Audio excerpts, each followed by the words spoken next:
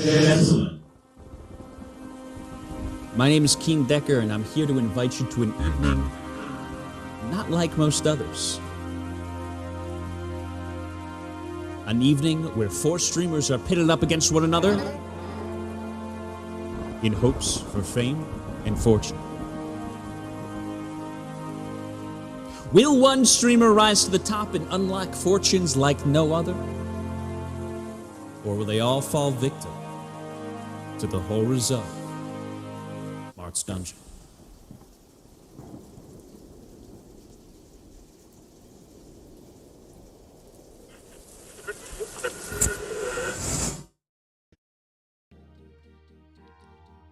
I wanted to make sure I wasn't being...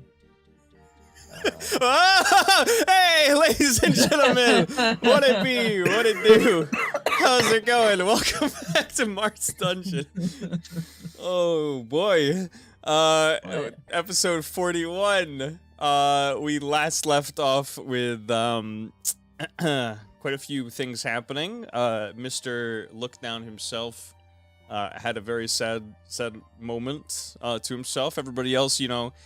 Everybody got their stuff, you know. Everybody was working on something. Lookdown was, you know, very depressed. It was very good. Pivots, you know, was working on literally no sleep for 2 days, and finally visited Marth, and he got some nice restful sleep. AKA, he got a full rest on the hard, you know, stone floor. But to be fair, he did get a long rest. Marth and Pivot explored Pivot's mind, ended up fighting the vacillation anima that was inside his mind, you know, being watched over by Niel constantly, which was quite the treat for a very long time. But now that has been disconnected, and both Marth and Pivot wake up. Is there anything anybody would like to do? Was there anything that Mr. Thames at I think Thames was sleeping. I'm sure you probably woke up before these two, or look down. Look down, or not look down. Yeah, I'm controlling your character now. All right, sweet. I'm Thames. Kind of Freaky Friday episode.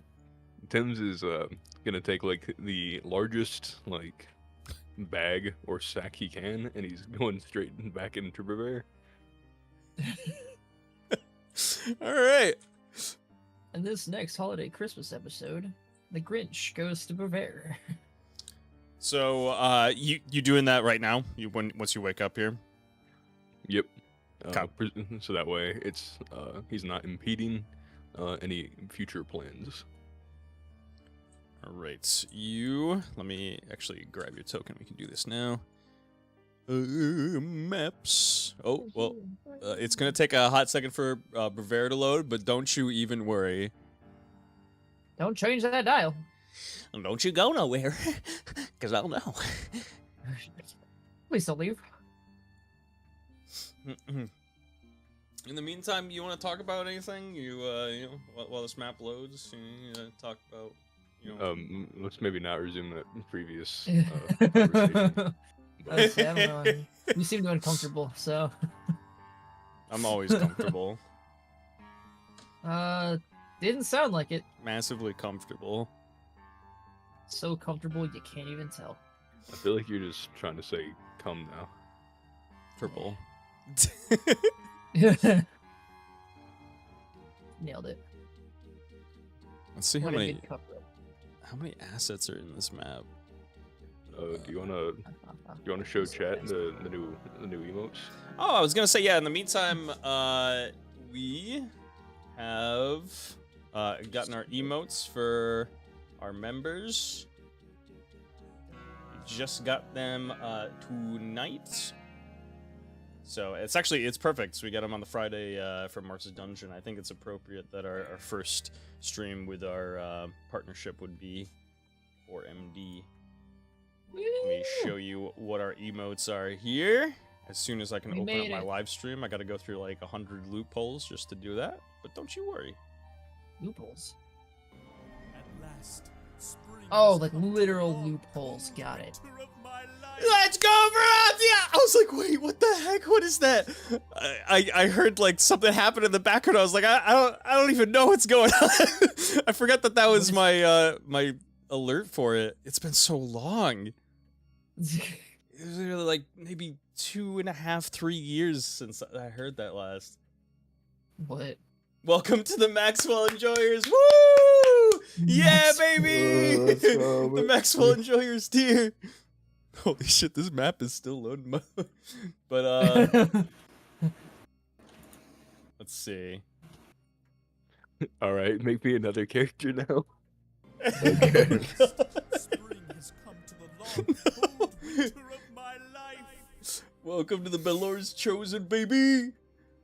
But yeah, you can see clearly. Oh god, wait, I got the BTTV emotes open as well. Oh no. So we have the Alice sneaky little emote there, the Alice evil emote, which I actually really like. These are all done by Tori himself.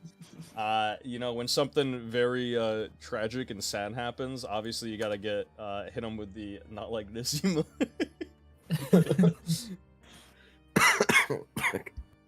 You got the Thames way too close to the camera emote.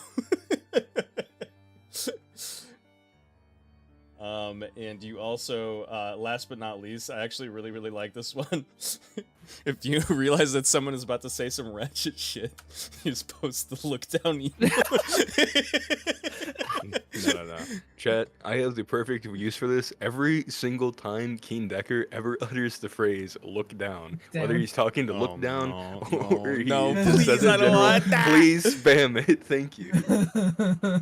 All right, here we are. Let's open this bad boy up. I did copy Thames's. All right. So you walk towards the city here, and you just kind of see the Radiant Knight still posted up at the wall, just kind of standing there stoically. In the water? The water is still kind of pouring out, so yes. Just kind of standing there. I'll just walk around. He doesn't really pay much, mind to you. He just kind of still stands there, watching. And as you head into the city, there's a couple of different places that you can realistically look for things. There's the poorer side of the city here, which takes part of like the southwest. In the southeast here, you have the rich part of town, and then you do have Lord Eldrin's like manor in the rich part of town as well.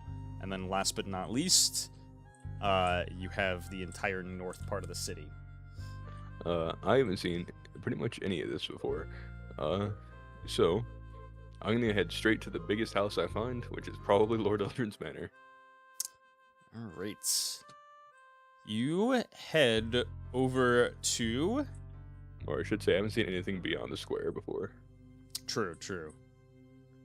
You head over and into the rich part of the city, and as you are kind of swimming through this water here, the water itself feels very smooth and clear on this side. As soon as you kind of make your way over the wall here into this part of the city, you feel like there is debris actively hitting your body, scraping against the exposed parts of your body. Very, very sharp, almost shrapnel-like material that's seemingly almost invisible to the eye. Give me an observation check first. Okay.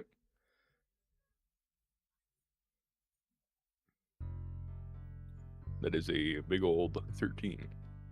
Okay. So as you look into the water, you can't really quite make out what is scraping against your body, but it's very, very sharp. and you are going to take 5 organic damage as you are kind of bleeding actively as you're going across the richer side of the city here. Okay. Can I like hold my bag that I brought with me like in a very taut manner, and then see if it is cutting the bag or if I'm just getting affected? Oh, sure, yeah. So you take out your bag here, and you quickly notice that it is indeed cutting through the bag as well. Gotcha. However, actually, really nice. As you do kind of put the bag into the water, you do see a little bit of something starting to collect. What seems like normal sediment is actually very slowly starts to congregate in small, tiny little clumps, what looks like star sand. Ooh. And I will ask you if there is anything in particular that you are looking for in this side of the city before you roll any like observation checks for anything.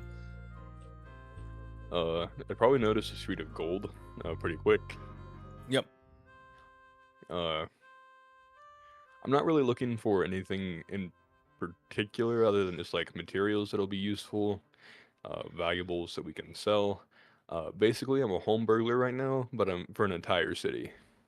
Okay. Let's see. So, go ahead and roll an observation check for me. Okay. Also, can I try to capture some of the star sand? Sure. I will say that it'll. I have like a damage modifier set up specifically for the star sand, as it's actively cutting you while you're trying to carefully collect it. So if you wish to collect star sands, it will be at the cost of.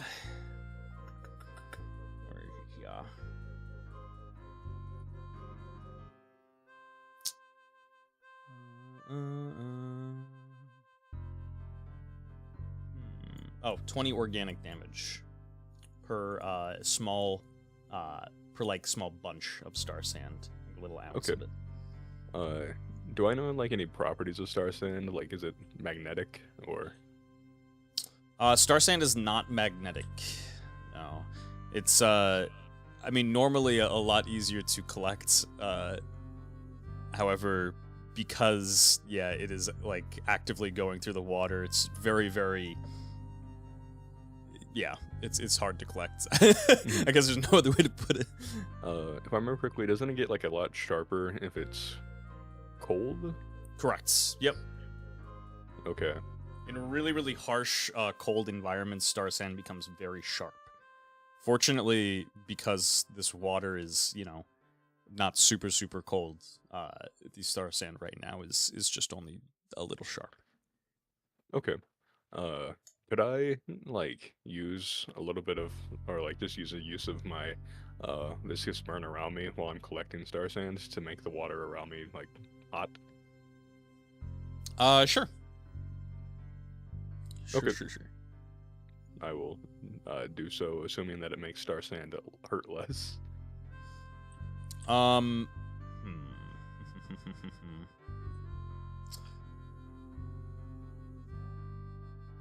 Let's think here. I imagine the water probably cooled it a little, but probably not a lot. Yeah, I was gonna say it's constantly flowing as well. I'll knock off. I'll knock off 5 organic damage from it. I'll have you take 15 per bunch that you try to collect in the water here. Okay. How much would you like to stay for, specifically to get star sand? Let's see. So small bunches at an ounce, essentially. Mm-hmm. Okay. I'll collect.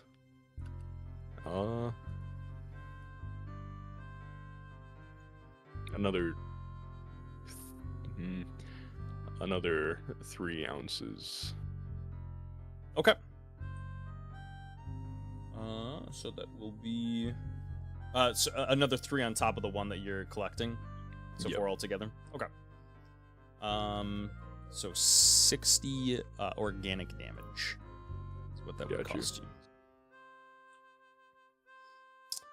And what was your observation check?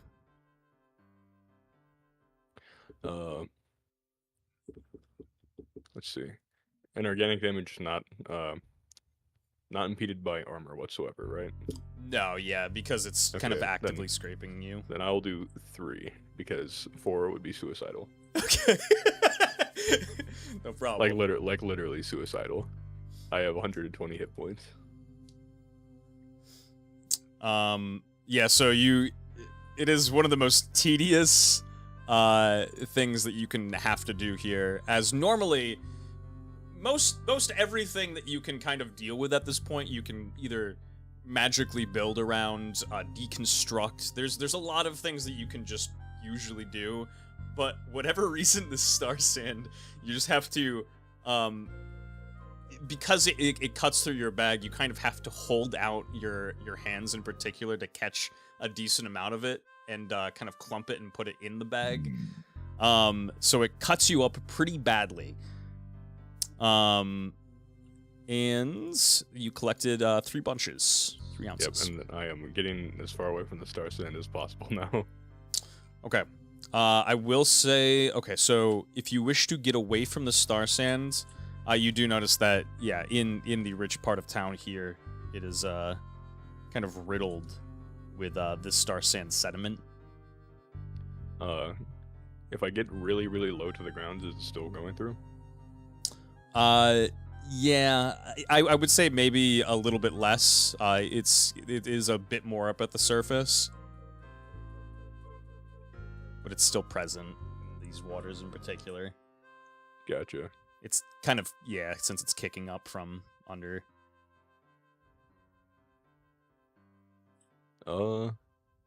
Then if I float at the, I guess maybe the surface would probably still have more. I'm trying to figure out a ways to make it so like my shell is essentially the only thing that has to interact with the star sand. So I can go over to the big house. Just do backstrokes.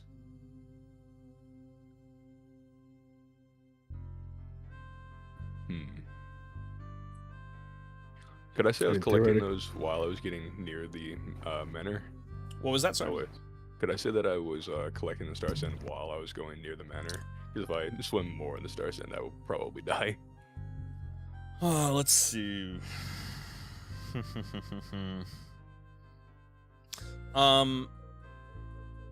I could have it so once you start collecting the star sand, I'd probably have you do it in one place, as you kind of need to stay stationary to be able to catch it.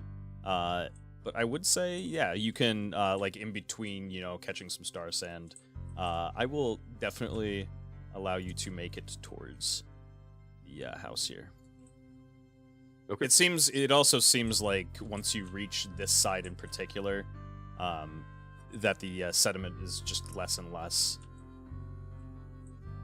Okay. Then yeah, I'll go into the house then. Okay. Give me an observation check.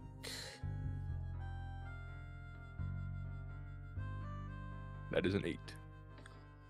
8, an 8, an 8. We'll say, so let me look at, in particular, the Eldrin Manor. So what you find from this observation check of 8, you're mostly just kind of looking for important things in particular, probably resources / money, yeah. Actually, I'll ask you before anything else. Is there anything in particular that you're looking for? Like I said, materials, money, weapons, anything magical. Okay. So as you head into Eldrin Manor here, you do indeed find money. You find to the extent of 20,000 gold. Okay. The only other thing that realistically catches your eye, as this place is, it's not lived in at all. Like, you can tell even from just swimming through it in its waterlogged state that nobody has lived in this house. It seems like it's basically brand new. And the only thing that kind of catches your eye, as it was just kind of sitting in the main hall itself, almost like it had been, recently delivered, is a human-sized latched chamber. Something to the effect of an Iron Maiden. Is it closed? Yep. Seems like a reasonable thing to just keep it closed.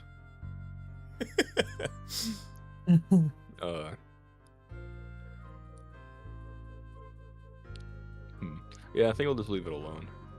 Okay. It seems currently a wrong time to fuck around and find out when I have 30 hit points.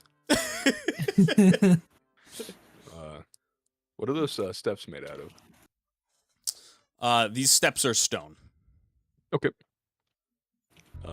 In the water, can I try to swim around the fucking star sand and get to the port area of town to go grab a pickaxe? Yeah, I would say if you kind of keep to the south side here, you can make it right over into the poor side of the city without taking more damage. Okay. And I will go grab a pickaxe if they have any over here. Oh, believe you me, they absolutely do. These people, That's fucking wild. give me an observation check as well. Ooh, a 19. All right, not bad at all. There we go. So along with a just kind of an old basic pickaxe, you find okay. You find 20 steel ingots, 14 gold, 2 copper ingots, 5 glass sheets, and 10 wood in one of these holding containers here. Oops. Ooh, very nice. Can I get that in the Discord? Yes, I just copied it. Let me toss it over here. The item dump. No, remember it.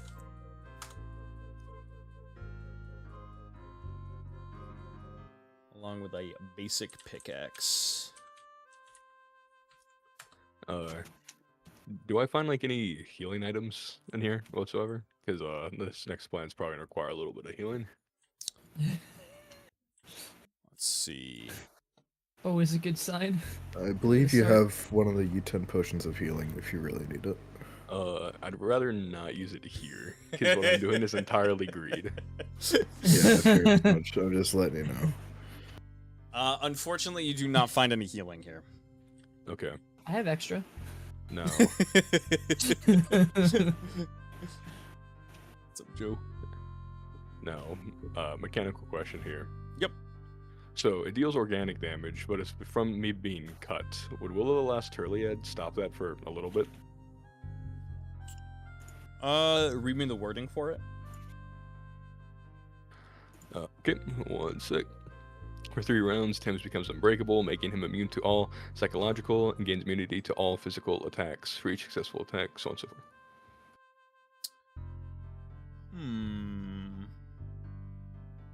Right, because it does have to cut you first. I would say, yeah, it would give you a small amount of immunity to it.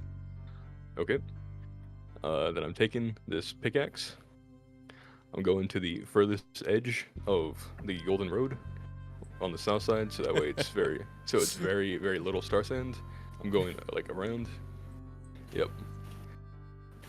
And I am Fortnite building the Golden Road up. All right, let me take a look here. Fuck. Jeez. And I'll activate Will of the Last Turliad before doing so as well, just so I don't fucking make myself instant transmission through all the star sand. How many rounds in particular is it? It is for 3 rounds. 3 rounds. Okay.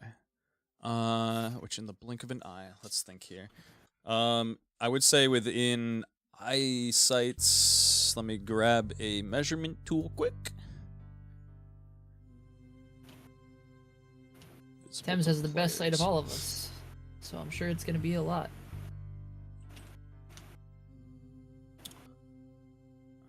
I would say to at least here. Let's zoom out here. I'm gonna say in and around the realm of blink, and then what's your movement in water? 50 per movement action. Okay, and then a dash. I'm gonna say we can get this and then double it because you can move and do it once more. If you wish to, at least. Yeah, how would you like to do it? Because I can guarantee this'll count as an action here. And then if you wish to make a movement, you can probably do it one more time and then swim back. You would probably take 1 tick of star sand damage if you wish to grab another one of these. This from this one in particular, I would say you probably get. Let's see.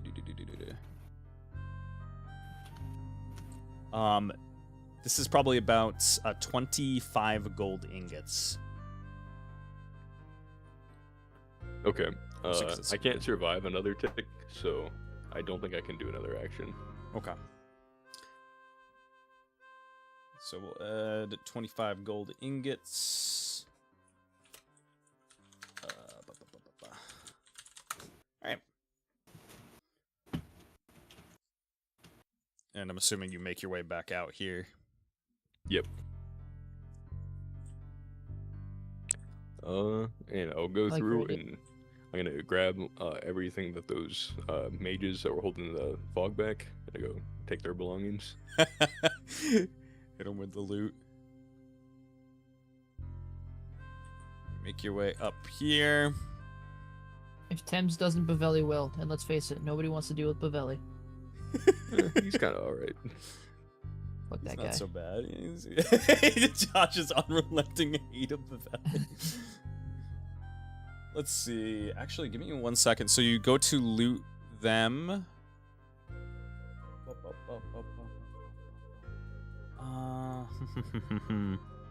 I write it down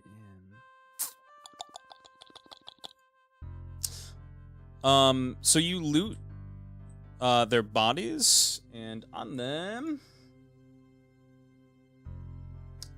they have the extent of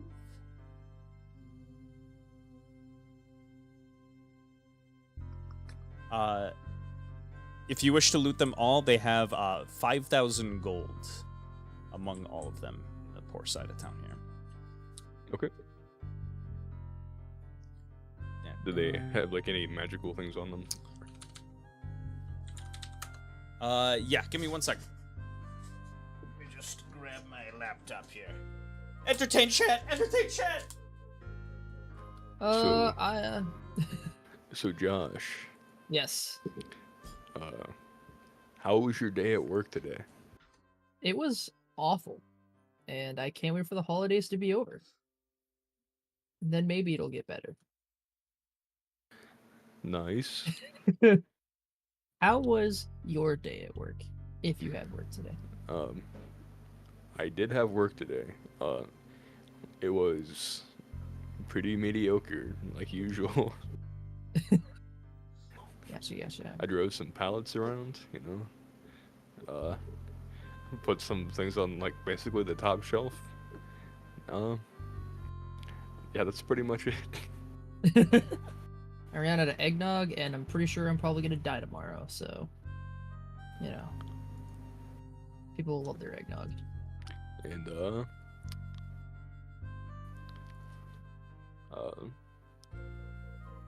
are they gonna, like, kill you? Yeah, they'll get really mad. Actually, you know what? It's funny. A lot of people that I talk to have been like talking about how bad like customers have been, and I'm like, they've all been super nice to me, even when I've told them no. So I don't know what problem everybody else has, but It's the holiday spirit.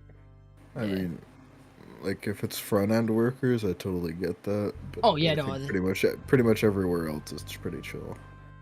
yeah, no, like the meat guys were like, yeah, some really mean people out there, and I'm like, really? I haven't had any of them. I've had I do have the problem of being like these freaking mouth breathers that like to stand in front of the cases that I need to get into for like 20 minutes and just stare their mouth agape like they're surprised at what's in there. Or just I every once in a while it gets to me. I'm not gonna lie. I try to be a better person about it, but oh man. You're the bester person about it. I oh. Look, Uh, there's only so many types of orange juice, is all I'm saying. How many types of oranges do you want to juice?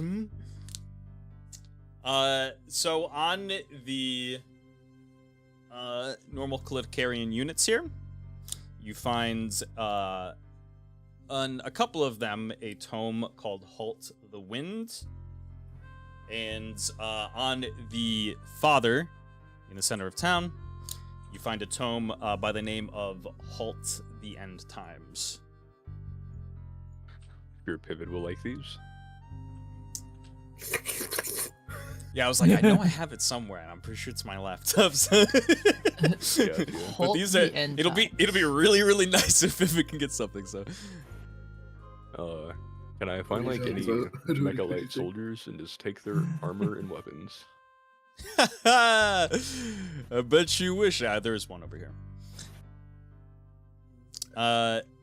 You come over here and loot the guy who's defending the this part of the city here. He has Really shitty job at it. Yeah, right. You can take his armor and his weapon. I will give that to you after. Just remind me. But yeah, Okay. I'll let you. Does he have the gold he got from Ellis? Yes, actually. I'm trying to remember exactly what it was, but I can always check back on that as well. But you do get the gold that he had from Alice, as well as the golds that he had collected from 1, 2, 3, 4, 5, 6, 7, 8, 9, 10 of these Cliticarian priests. This is one dude's fucking loaded over here. Yeah. He is the door card. I'm the bouncer. Tip, please. Is there anything interesting about that large building to the north of me? Up to the north. This one up here? Yep. You go to check it out here. And this seems to be a Cliticarian church. Nothing in particular kind of catches your attention, I suppose. The second I notice it's a church of these guys, I kind of just leave it alone. Not gonna test my luck.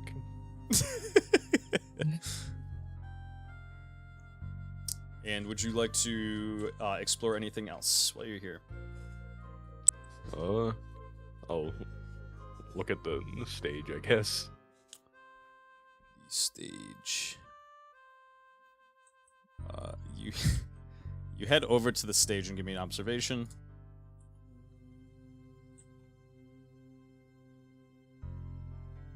That is a 14. Yeah, so as you kind of reach maybe in and around here, just peeking around the trees that are up kind of, it's pretty close to at the top of the trees, this water. You peek around the edge of the tree and do see quite a few of these Alexandrite, lesser Alexandrite husks mauling and eating somebody. Nice. I'm gonna perhaps burn the stage. I will say it is a little bit deceptive. The stage is underwater. Gotcha. Like they're kind of just floating in the water eating a corpse. Yeah. Okay. They can have Mindlessly. their fun. Yeah, I guess I'll look around to see if there's anything left in the poor side of town unlooted because Tim's is that kind of guy. And then probably head out because if I go back in the Star Sand for one tick, I will die. I mean, all these people are gonna miss it. True. You go through the kind of wreckage here, and actually, let me just take a broad look. Ooh, that's pretty fucked up, but sure, well, let's do it. What? you go over here. This is supposed to be a quest reward item. And you search the tavern and the tavern keeper, as this is just kind of somebody that you would see, and you're like, oh yeah, maybe the tavern might have something in particular. Give me an observation check. Consider quest completed. That is a 15. A 15. Okay, good. Nuts. Set that. So on the tavern owner's body, that is kind of just up against the rock of his establishment, you do kind of find floating next to him another ounce of star sand. Okay. I will carefully take it. Nice. And that's about it that you can kind of see. Let's see. Okay. Then I will head out. I would like to. Is there like a place up against the wall where like that, where like the wall's broken or breaking? Because I kind of don't want to just casually walk past the Radiant Knight holding literally a pallet of gold ingots. Let's take a look. Look, and what's he gonna do about it? Probably kill me. Delete you. Yeah, I would say there's a couple of different spots that you can kind of go to along the south side. Yeah, and Tim's will walk past fucking exaggeratedly, like on his tippy toes. No, he won't do that, but he will walk back to the castle, just avoiding the Radiant Knight sightline. And Does the Tom and Jerry sneak? give me one last observation check. Okay. That is a 2. Nailed it. You hear just a very soft, muffled scream from the side of like the entry side of the city as you're making your way out. Can I tell where the scream's from? Oh yeah, definitely. You can tell that it's from the gate. Let's see how far away you are. Yeah. Okay. I think I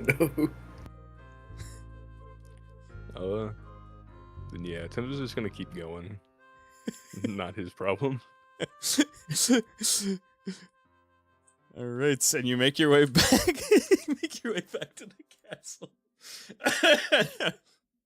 Ay, ay, ay. Smelly yams, no. That's a good assessment. I wonder if that's true. Poor guy. Dad. Moving castle. Look down. Is there anything that you would like to do in your time while everybody else is asleep? I'm already doing it. Perfect. An error occurred. Autosave has been disabled. Oh, good. That's, you know. I'm not even worried about it. Yeah, it's the source that I could say. So, Thames, you make your way back with your haul here and set it down just as things are starting to. Excuse me? What happened? Something's a little off. What's off? He looks a little weird. Yeah, I was gonna say something's a little different. Yeah. Some extraordinary changes happened. Don't worry about it. I wanted to make sure I wasn't missing something. Um, you make your way back into the castle with your hall as Pivot and Marth wake up here. Marth kind of wakes up and stretches. He looks to where you were supposed to be and is kind of in shock, but feels your presence directly behind him, and he goes, "Oh, hi." Hello. And he kind of just shakes his head. I guess I'll start rallying everyone.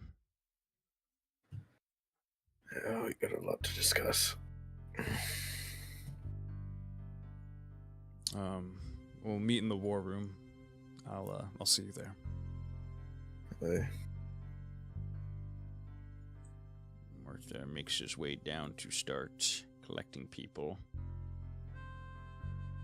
What would you make like his way to the war room. Perfect. As you make your way down and past over to the war room here, you peek in and are immediately greeted with the scent of pine.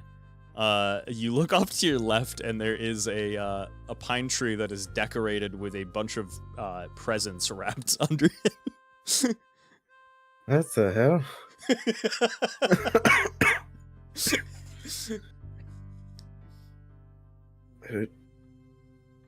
When did we find a pine? Whatever. Just gonna go sit down. Take a seat at your chair here. Marth grabs Maxwell first, who is very reluctant to get out of bed. He seems pretty down. But he does join Mr. Marth here. Next, he goes over to... actually, he hears Thames come in and heads over to your door, Thames, and knocks on the side. Covered in lacerations. Yeah, you're covered in lacerations that are just healing, or not healing, but just stopping like the bleeding. Essentially scabbing over, yeah. Yeah. I'll open the door. Inside is just fucking waterlogged ingots and books. Just like, essentially a fucking shipwreck's worth of shit in there. Yeah, Marth kind of opens the door directly to the side of this, and he says, "Oh, you've been busy. Very busy." Whatever they have in the youth tenure here, it's filled with star sand. Very painful. Also very useful. I grab some, and I'll hold up 4 pouches. Good for you, Thames. Good stuff.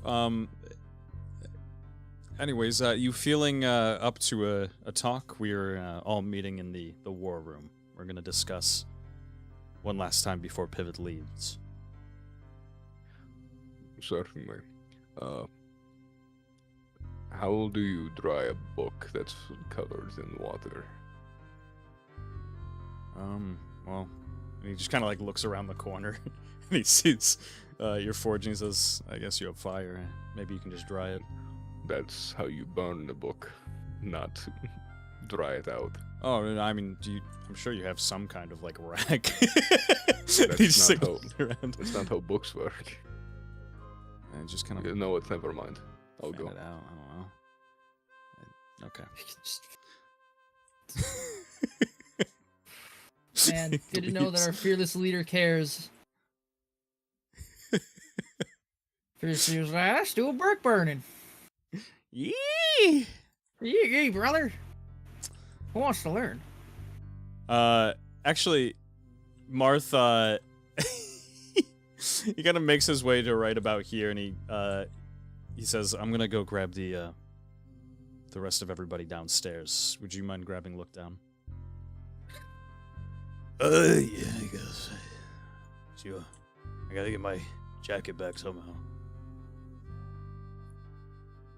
And Maxwell reaches your door here, look down, and knocks. Maxwell just hears drums. And no response. Maxwell, I'm gonna give him an observation check here. He hears the beat that you're playing, and Maxwell just kind of like taps alongside the beat on your door.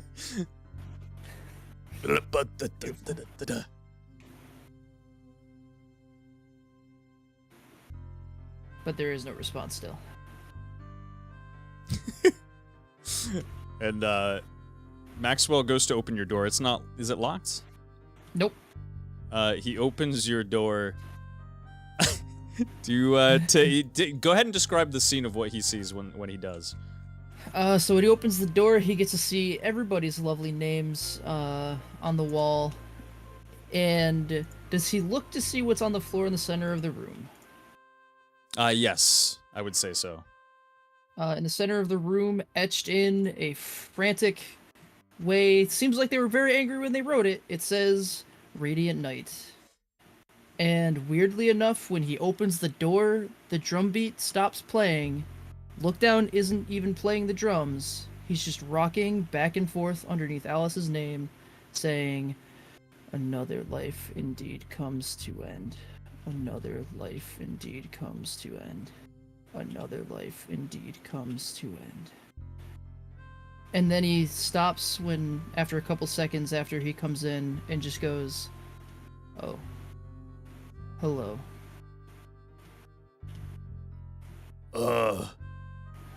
Nope. Did you like your gifts? Huh?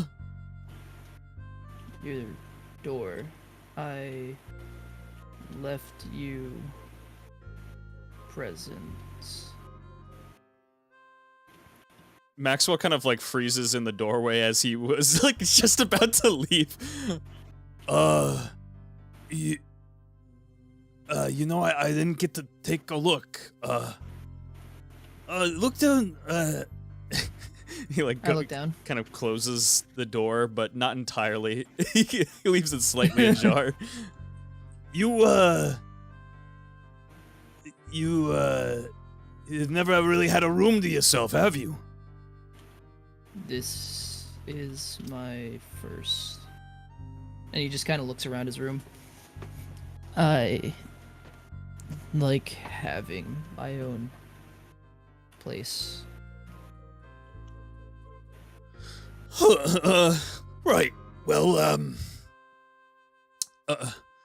everybody's meeting inside the war room. I stand up. You want to join me? Look down. Kind of starts to turn to look back at Alice's name and stops. Yes. And hold on. Take one from Pivot's, but you know what? Sure, why not?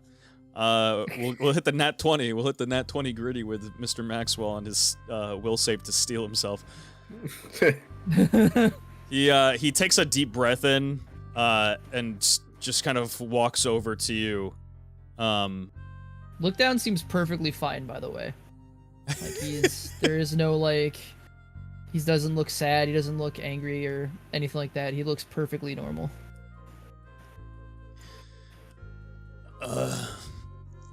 Normal. Let's head in together, buddy. Okay. Okay. By the way, you got my jacket? No. What the fuck you mean, no? I never had it. What do you mean? What was...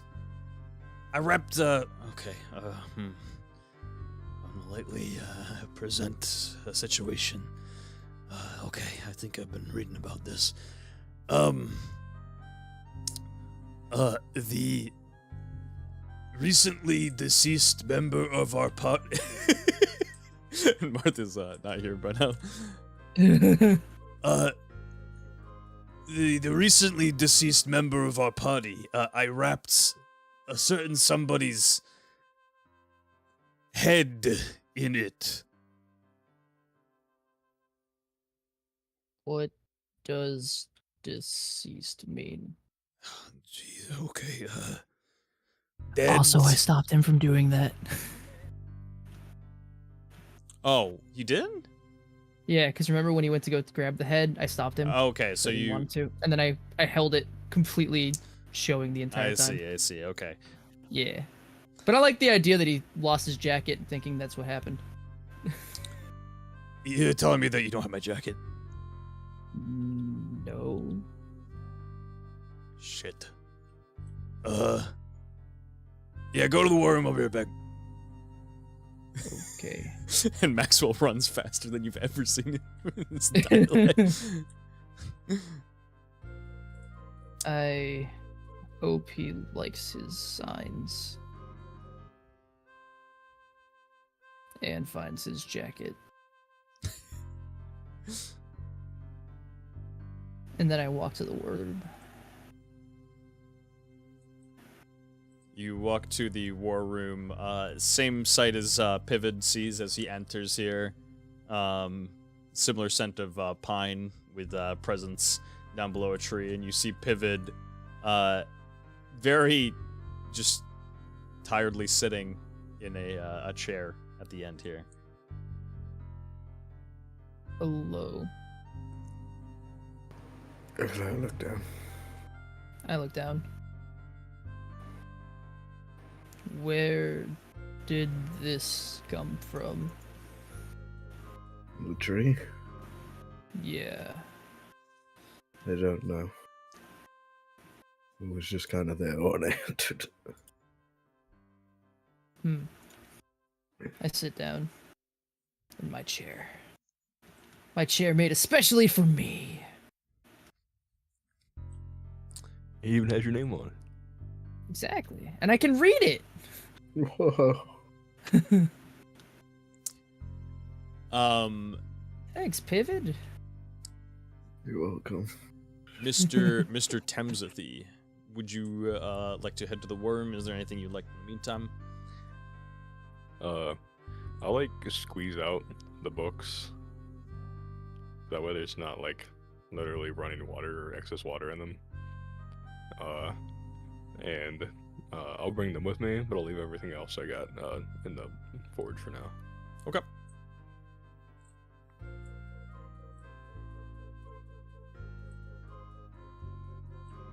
You make your way into the room to see a similar sight. Lookdown's chair is kind of like almost slightly blocking like your entry as you, just specifically for you because you're bigger. Oh, pardon. Who put a pine tree in this room? Do you know how pine needles are to get out of carpet? I've heard it's quite difficult, but I don't know who put it there. I see. Would Thames, like, know anything about this? As you kind of talk about the pine needles getting stuck in the carpet, you hear a very loud, distinctive laugh.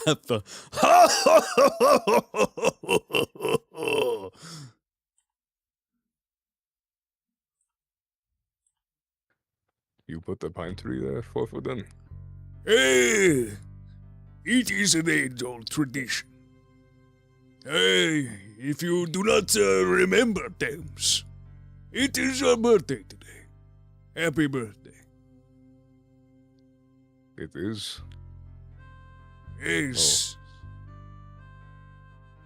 Thank you.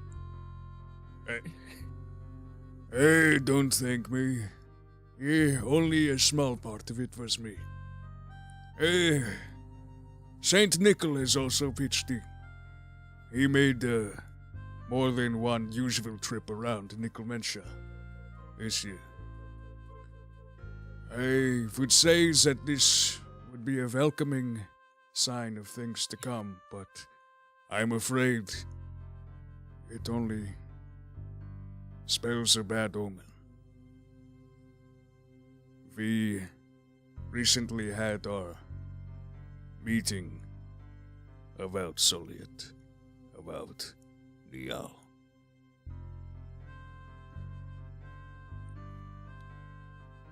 One second. Tim's gonna squeeze through, so he's not blocking the door while he's talking in his head. Listen, what was the conclusion? When you walk by, look down and goes, "Hi, Thames." Hello, LD.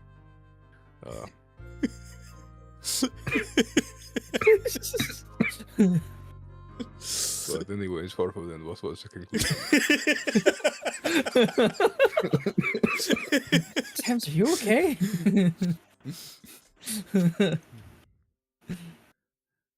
I'm afraid not a very pleasant one. Soliet is being... many of us were against Soliet's actions, allowing her to go forward. However, there were many gods who vouched for her, who wished to see her actions go through. They made the case and argument that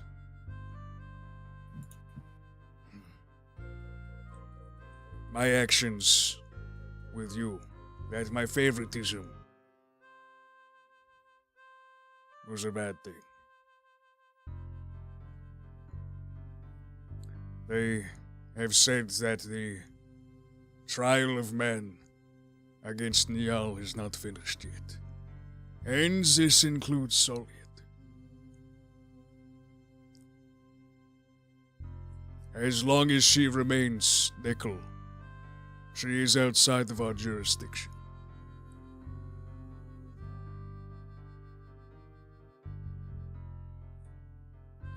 Because I have been helping you, however, certain gods seem to be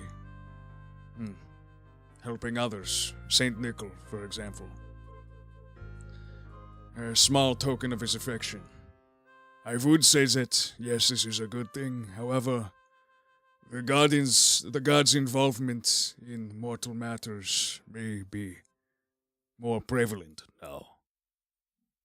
For better or for worse.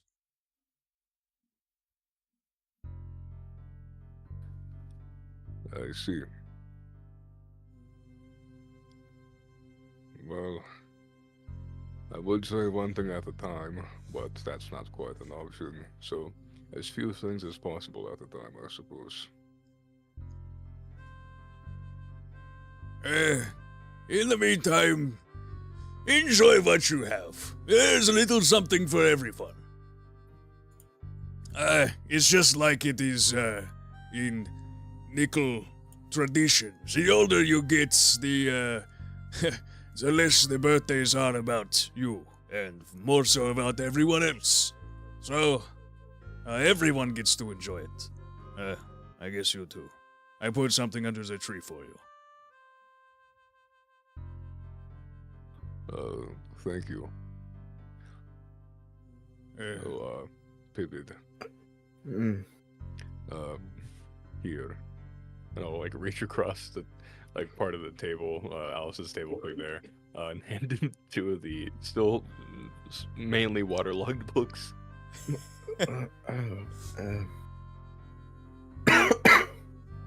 Oh.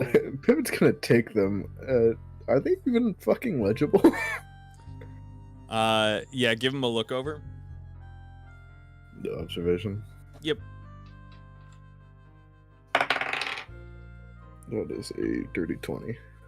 Yeah, from what you can kind of see, there's a couple of pages that are just kind of so wet beyond repair that as you kind of go to open up the book, even as careful as you kind of can, they just kind of dissipate. However, for the most part, because the book was closed and inside clothes themselves, it's not a completely hopeless cause. You can make out important parts of this book and actually be able to use the tomes that reside inside. That'll probably take some more effort to read through and properly understand. Yep. Alrighty. Oh. After that happens, look down, reaches back, and pulls out books as well. It's like, I forgot to give you this. What? And he gives you the books about Margs. Oh. Yeah, we'll take them as well. They smell probably Found- pretty bad. Yeah. Oh. Found them in the mountain. Were they under the ownership of a fell goblin? Fucking. I look at Thames. What was it? It was a goblin that thought he was a Marg. Whatever that means. How much did he think he was a Mark? He dressed up like how Margs dress in plays and had a mark in front of his cave.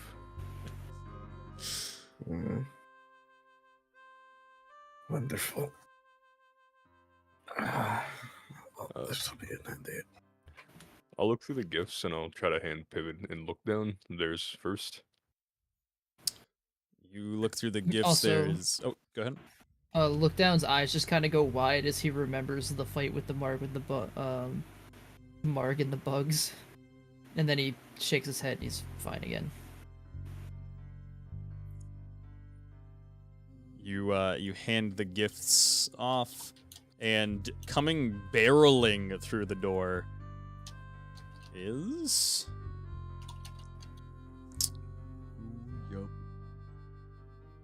Mr. Maxwell. He kind of just slides into the end of the hallway, up against the door frame here.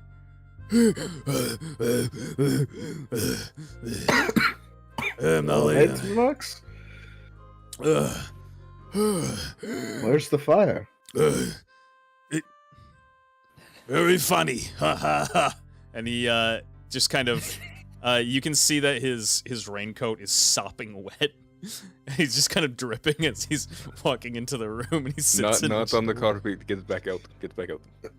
Oh my god. I need to sit down. I need to. I'm gonna give him a Constitution saving. It's a 10. He does manage to like get to the door frame here, and just make his way out and collapse on the ground outside.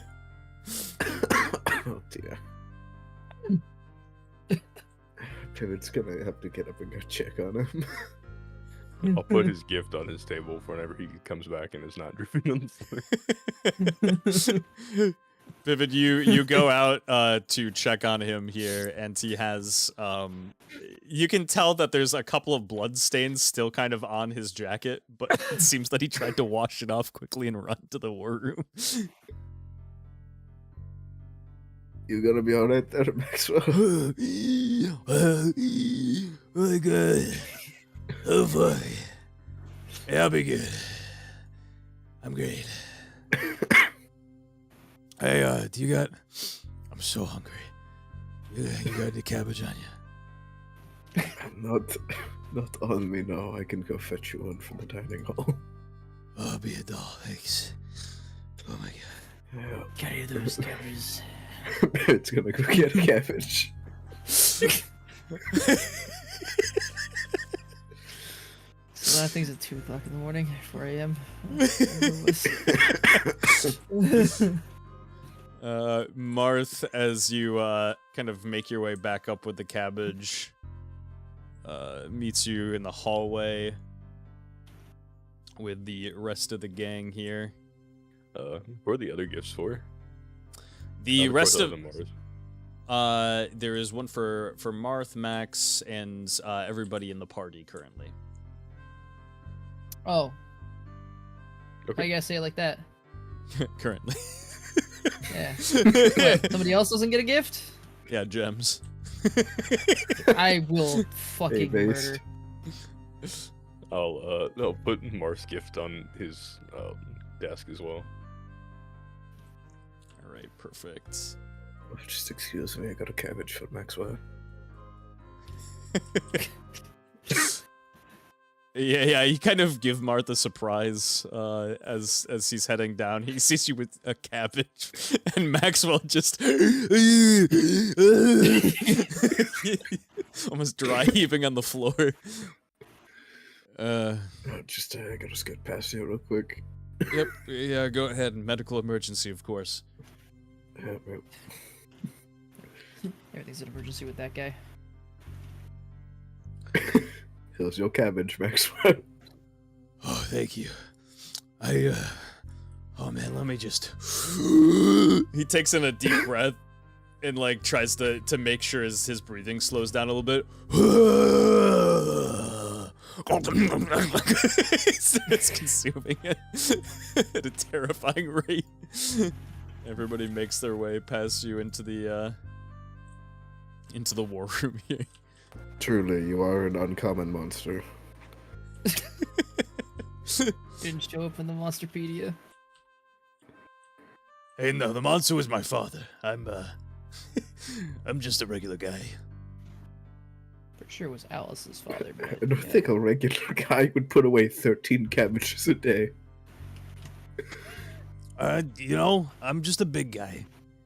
I think that maybe you, and he kind of like looks you up and down. Maybe not you, but like a normal sized guy like Thames, like he could probably do it too. Last of his kind, normal sized. Yeah, you're right. Anyways, I'm feeling much better. Wonderful. Oh god, there was a present for me. Hold on. Take the fucking coat off. Then come back. Oh my goodness. He like hangs it up like on a brazier here. Turn it on. Right, pivot heads. Backflips in over the here. table.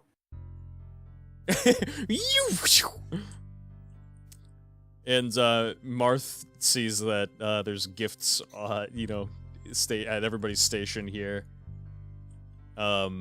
And there's a couple of them for you, Mr. Thames.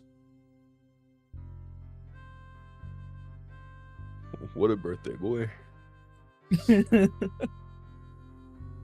And Marth looks across the table to you, Thames, and he says, "You've really been busy, haven't you?"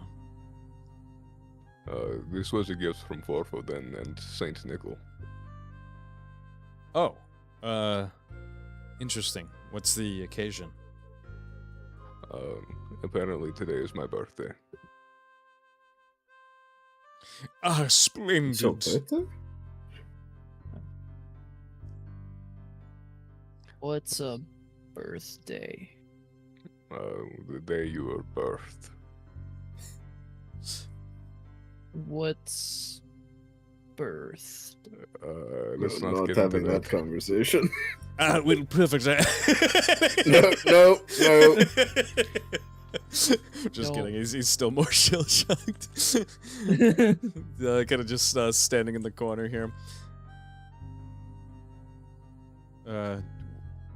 Well, happy birthday, Thames. Thank you. Do you want to open the gifts first or talk about actual serious matters? Yeah. I suppose the good or the bad. We'll go with the good first. Let's open up the gifts. Okay. Tim's is 100% one of those, just like absolutely fucking shred the wrapping paper. So as you kind of shred through the wrapping paper here, Thames, you have 25 steel ingots all placed very neatly at the bottom of a package. There's a small toy that you kind of have never seen a model like it in your entire life. It seems actually pretty foreign. That is in the shape of a small rolling tank. You have a set of bagpipes. And lastly, you have a set of armor as well that I can send you the... But unfortunately, you didn't have this for things, but it's okay. Bro's really getting the paid DLC armor right now. What the hell? There you go. This is a set of under armor as well, so you can kind of permanently wear this under your actual armor. Didn't know we were sponsored. Man, that would have been really useful. Yeah, it really would have been, wouldn't it?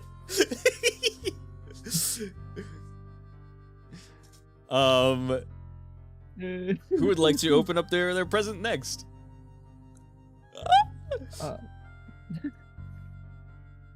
Look down kind of just weirdly does the opens it from the folds. Even though he's opened it before, it's almost like Tarzan curiosity opening. Beautiful. This little box. And does not rip the wrap like Thames. Inside the box here, you find something called a hasting meter. Look down. It's an accessory. It gives you a flat +5 movement. And if user makes 5 movement actions, dashing counts as 2.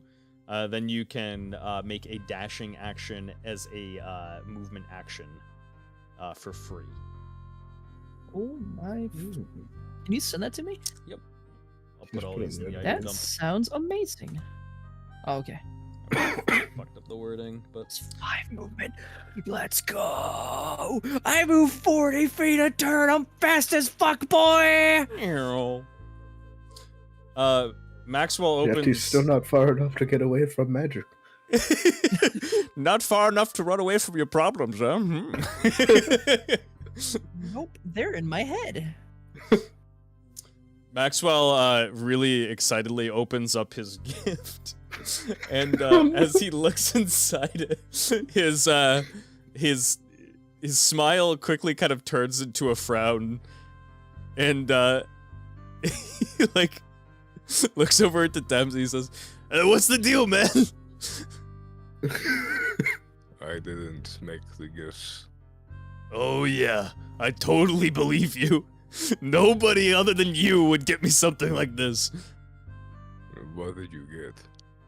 And he reaches in the box and lifts into the air something called a compression belt. It's a belt that wraps around the body of a heavy unit. It constricts their mass and gives them a sexier, sleek appearance, increasing their seduction by +3.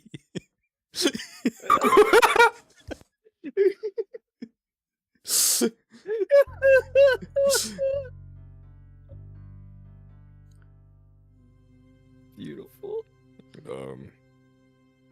Perhaps that is a sign that Saint Nicholas is trying to tell you something. Tell me something. Yeah, maybe I really should go find a gal. And he picks it up and he puts it on, and right away, zoop! He looks like the fat kind of just evens out through his body and makes him look almost fit. And he starts kind of flexing. Oh wow, that really works. Oh, oh god, I probably should take this off while I can't breathe though. You look different. Damn right I look different. Maybe I need to make my way back to Bilms at some point. Find myself a lady. I can... What was it? Wingman? You know what? Again. What? Don't worry about it. Yep, that sounds great to me. He takes the belt off and places it in. Saint Nickel gave you a mailed corset. Oh, no! I don't like the way you said that. Corset? It does the same thing. Yeah, but, I'd like to call this a male enhancement tool. Wait, no, maybe not that. You know, man, whatever. I'm taking that. He takes Glad it you off. like it a gift. Yeah, thanks, or whatever. Whatever. Marth opens up his, and he has a dawning coil, which is an accessory that if light damage is dealt, it increases the damage by +2, only during the daytime. Nifty. Nice. And Mr. Pivot. Yeah. Considering the present he got last time, he's a little apprehensive about opening up what might be an emotional landmine, so he kind of like very carefully undoes the knot with the sack and kind of just looks in it. You peek into the sack here, and it's actually pretty heavy. You look into it and see that there is a spell called Homebound. I won't reveal what it does. I'm just going to send it to you. Good question. What does the speed meter look like? This is something that's kind of connects alongside your ankle. It is a almost like a brace. So it's like a And oh wow, okay. those are good noises. Saint Nickel gave you an ankle monitor, bro. Thank you. That's what I was looking for. I was like, did I get an ankle Yeah, monitor? you can call yourself Shia LaBeouf. Next, I You get also binoculars. Let's go. so alongside that, you also have 10,000 gold inside the. Yeah, that's why it's so heavy. What the hell? Yeah, when does Look Down get a GPS tracker? Like, when does Tim's make that? Some things are a little too hard to me. Tim starts playing the bagpipes. You pull out the I pull out my bagpipes. drums and play with him. Pipes and drums, let's go. Oh god. Yeah, if you pull out the drums here and the bagpipes, so Thames give me a flat D20 plus a +5, and then Look Down a flat D20 +2. Whoa, what are you saying? That Tim's is a better musician? I rolled a fucking 20. What song would you like to play? Fuck it, we go classic. I'll play like Evolva the Beautiful. Definitely not Scotland the Beautiful. That doesn't exist. Oh god. I rolled a 12. You okay, Okay. so Thames starts kind of just popping off to the extent of what you would expect somebody like it is just beautiful music just funneling out of this bagpipe. You know, if he was that type of man, you can kind of image that he would put it like his leg up on the desk and just Look Down. You start tapping the drums as well as you can to the supposed beat, and you do a relatively good job keeping up to the rhythm of it. Every once in a while, you'll pitter patter off with the beat, but for the most part, pretty good, pretty spot on. Yay. I'm learning. And Marth kind of just like looks around the room to everybody just enjoying themselves, opening up presents. It's nice to see Thames actually enjoying something.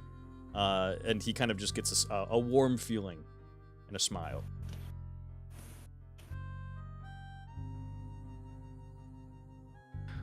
That's nice. Well, I suppose we should get to the pressing matters. I've been informed by Farfodin that the gods will not be taking actions against Soliet. Partly because of Farfodin's involvement with myself. And that's due to it, we may also see more individuals aided by various gods. So they already convened their trial then. So it would seem. I'd feared that would be the case.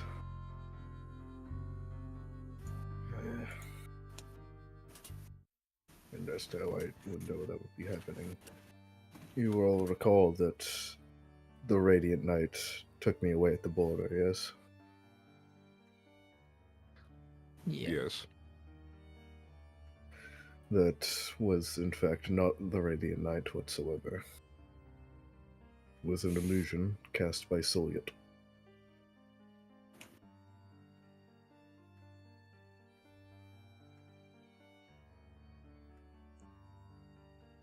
She extended an offer of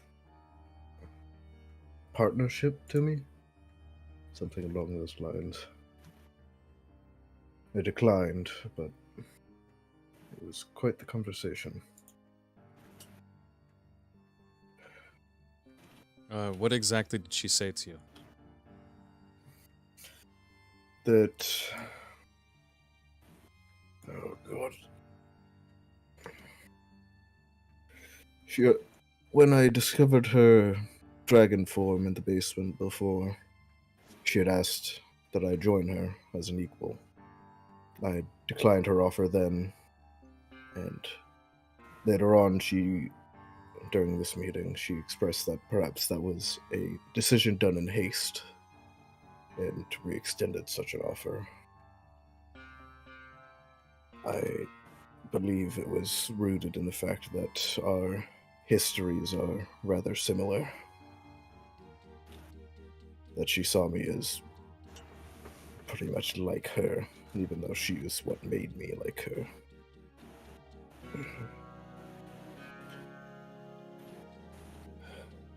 She plans to ascend to godhood and take revenge on Niall.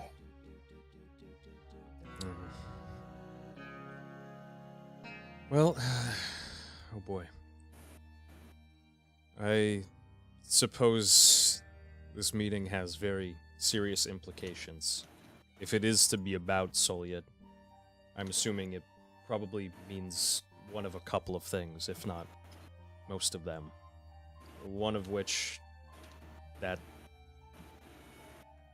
Mechalite in general, Niall, that they might have trouble on their own handling Soliet. That they actually need our help. There's always option B, that they don't even wish to show their hand and wish for us to deal with the matter itself. And maybe option C, because of recent events, they perhaps might be bargaining with us.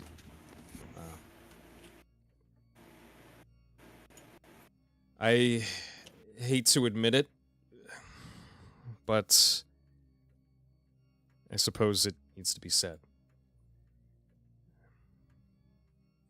Despite our history with Soliet, she does serve our cause quite well, inadvertently.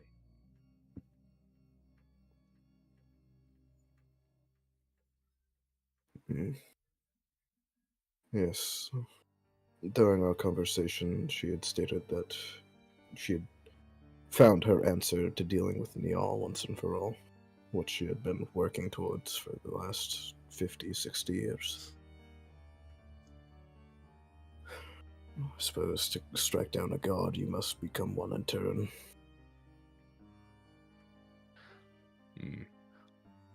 Perhaps I have forgot to mention this.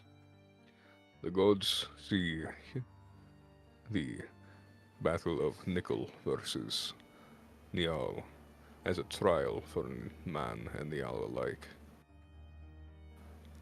They see Soliath as still Nickel, and as such, they will not intervene.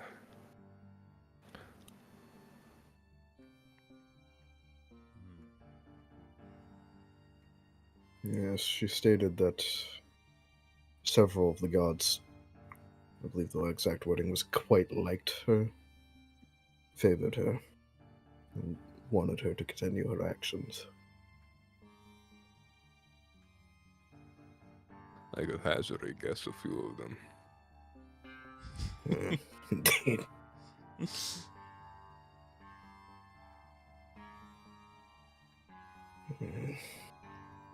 I guess the tricky area or decision that we need to come to is Pivot needs to leave for the summit, and Marth kind of thinks to himself, about 20 minutes. We are going to have to decide how to proceed. I guess I would like to hear if any of you have any ideas as far as options go before I state my own. This is hard to follow. I have nothing. Where is Vivid leaving?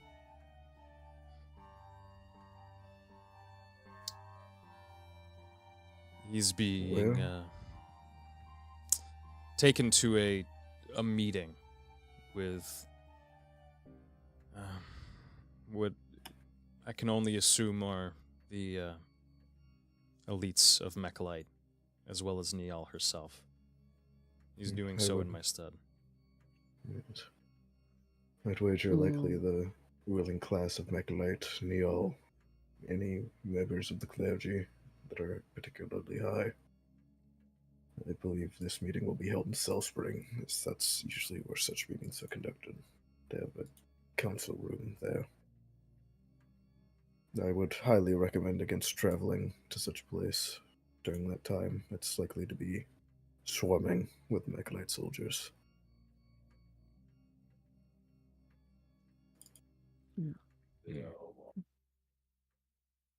We're going with you? No, just me. Why alone?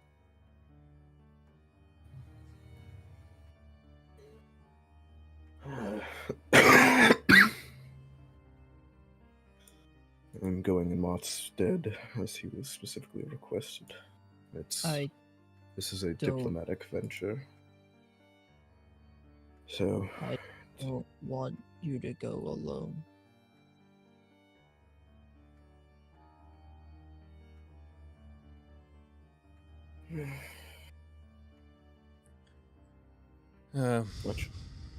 Perhaps I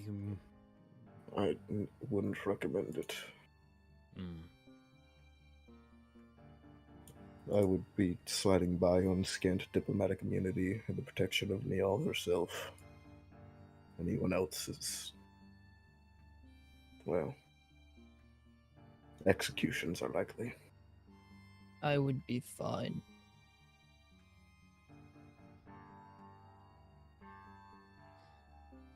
I'm afraid I must disagree with that. Look down. I look down. I don't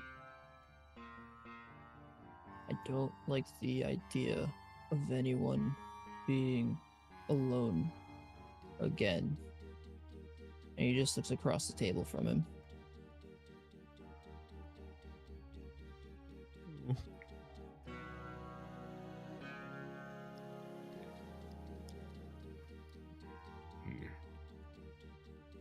Perhaps it is worth asking the Radiant Knight if he will permit another, but I have a feeling I know the answer. I don't care what he thinks or says. He is the only one that can bring Pivot. Considering that he is the direct extension of Nial's will in this case, there's not much to be done. We don't have an answer for that problem. I don't like it, but I haven't liked much about what our situation has entailed for us. There are a few things we could do. First, I would like to go to the Lake of Repose. There is materials there, specifically cult metal. Cult metal, one of the best obtainable. Better than steel.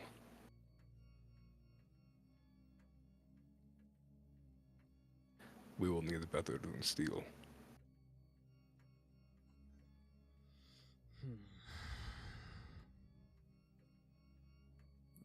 I will admit that during Pivid's venture out to Cell Spring, we will have time to maneuver around. However, I feel we might stick out like a sore thumb should we travel in the castle.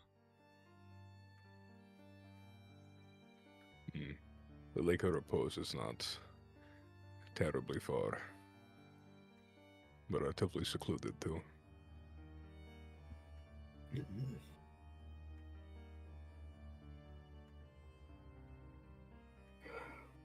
We will all individually have time while Pivot is away. Perhaps not long, but we do have some time to work with. I suppose our options as far as diplomatically, I'm assuming they're going to try to cut some type of deal, Pivot.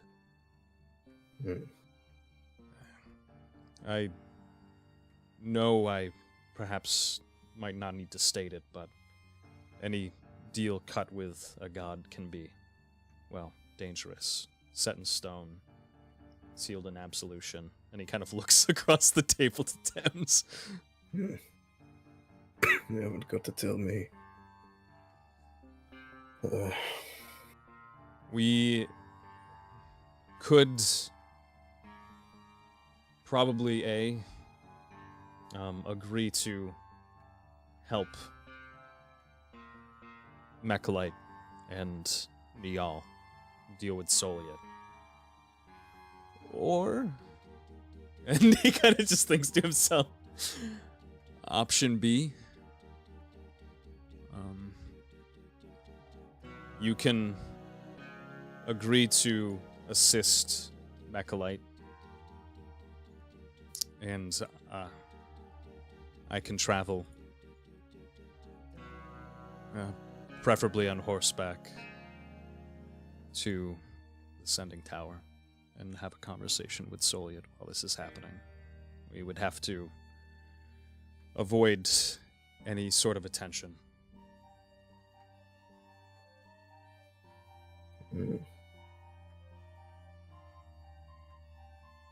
We'd seek a meeting with Soliot to discuss allying against Neil.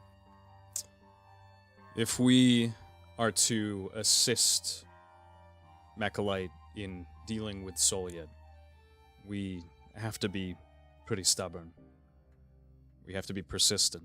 Of course, we have, I would say, quite a amount of momentum, so to speak, going into this summit. We just, bombed one of their cities, for God's sake. The people must fear us. We have to have something going for us. If we are to be aggressive and demand that they aid us with units themselves, we need a lot of bodies. We could agree to deal with the problem, should they assist us. I suppose that leaves whether we wish to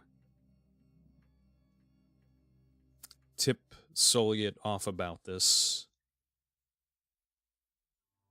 and a sister, or if we wish to fully invest and assist Mechalite. Like I said, Soliet, as much as I hate to admit it, does work in our favor quite a bit. We're small fries on her spectrum right now. I can't say that for Mechalite. You see, I refuse to help her.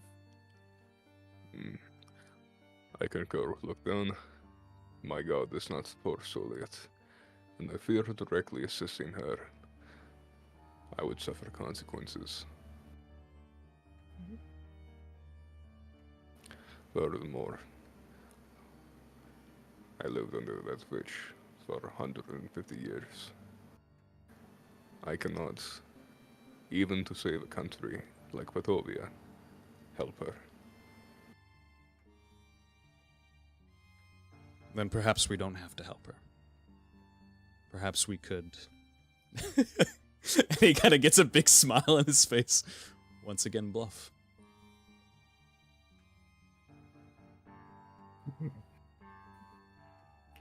Soyet is naturally suspicious of these types of things.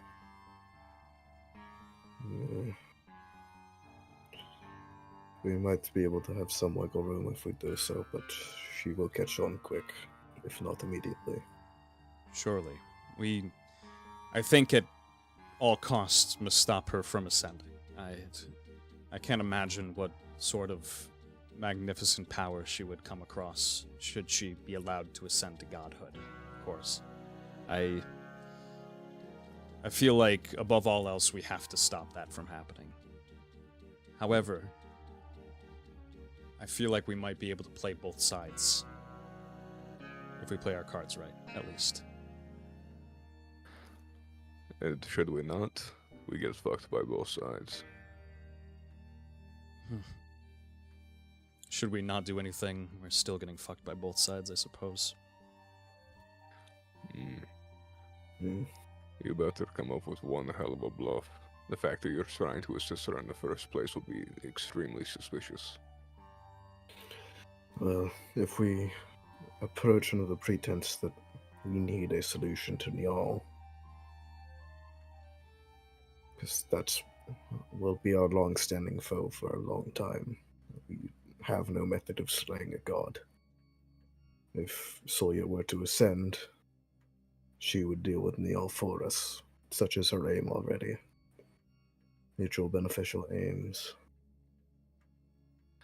There is a god weapon in Necromantia. Furthermore, I believe it's a Mechalite. That could be a method of dealing with Niall without Soliet. I think if we try to track down the god weapon, no matter who comes out on top, we'd have a method of putting them down permanently. Just which one do we want to deal with in the end?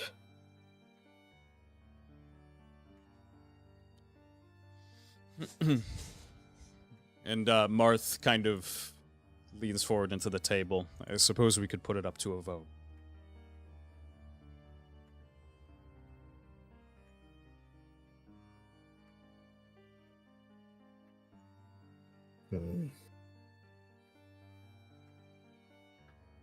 Very well.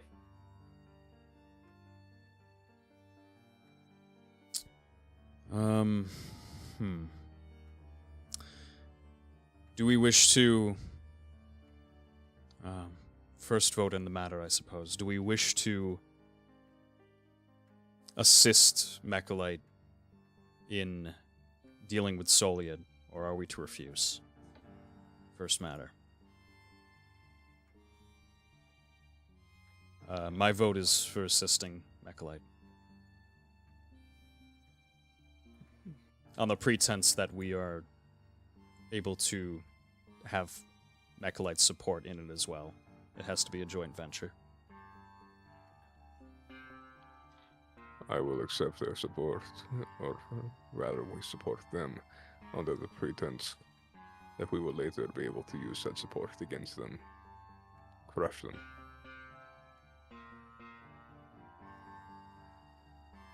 I would find myself agreeing to that as well. And you look down? I look down.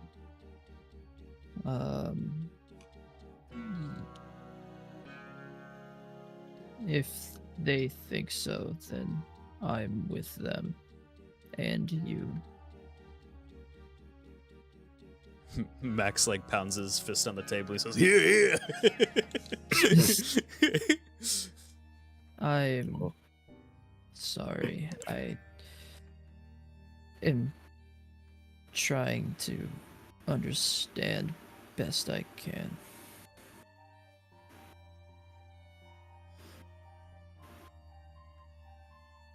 All right, I suppose it's settled. Very well. Pivot I will will negotiate. I will negotiate that we will support Mechalite as long as it is a joint effort with their military aid that we hunt down Soyut, the witch. Perfect. The next matter of voting. Do we wish to approach Solyet? There is the option of going forward to her and asking for her support in dealing with Niall. We would make a plea towards the fact that we have a common enemy. I would also be traveling, speaking with her personally, and offering up what I'm assuming she truly wants. Souls.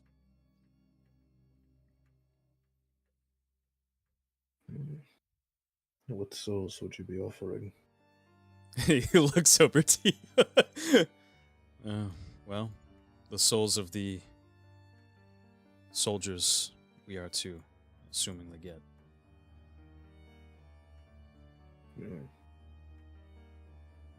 Some of the military aid we get from Megalites will be fed to her in such an agreement. I feel like it's the only bargaining chip we realistically have. Indeed. She hates us. Any deal will be hard struck, and not in our favor.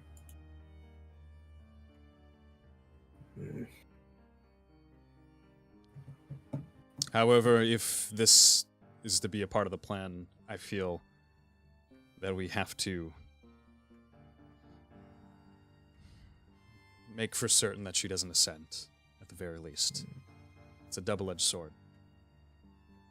The thought occurred. I would find it likely that if we are to make a deal with Solyet, she would make it a contract, magically binding.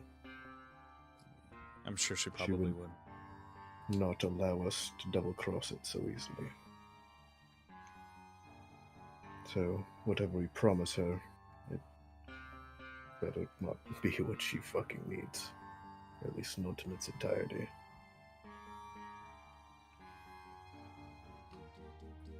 Yeah.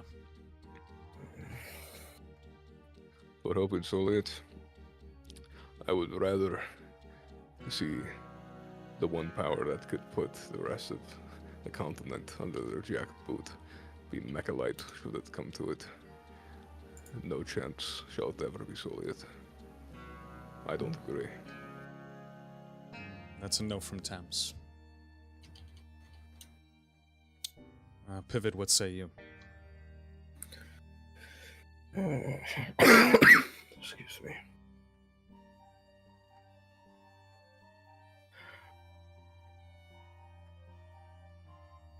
Considering it's likely we'll be under contract. Yeah. It would likely be too risky. Even trying to double-cross her would not go in our favor. I would have to say nay. And No.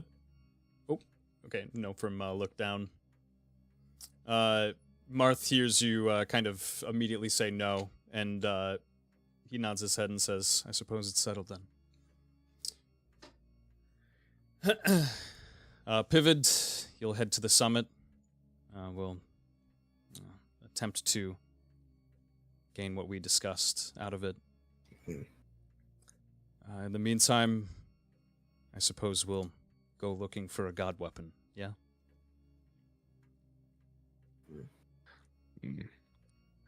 As best as possible.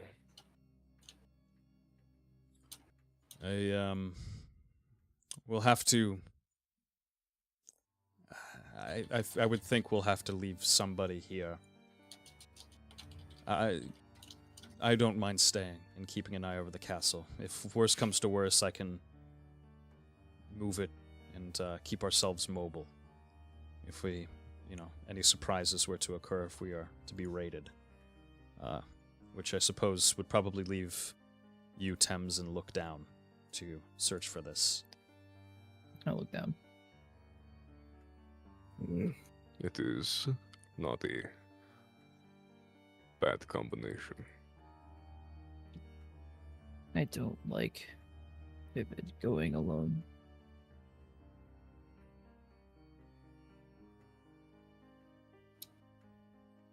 I'm afraid there's no other option. Look down.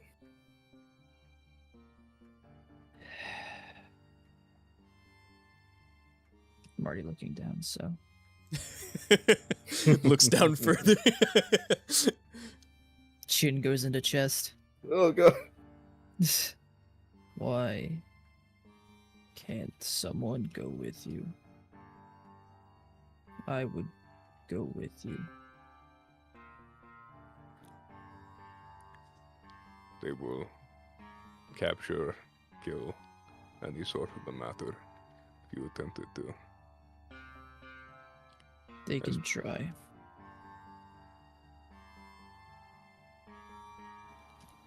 You will Even be... I know my limits. It is doubtful.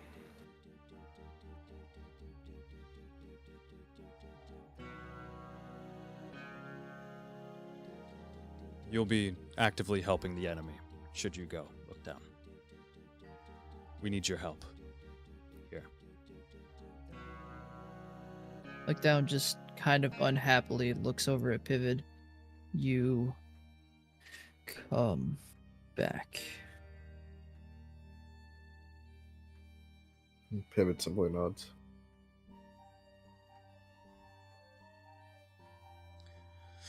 All right, Fine. perfect.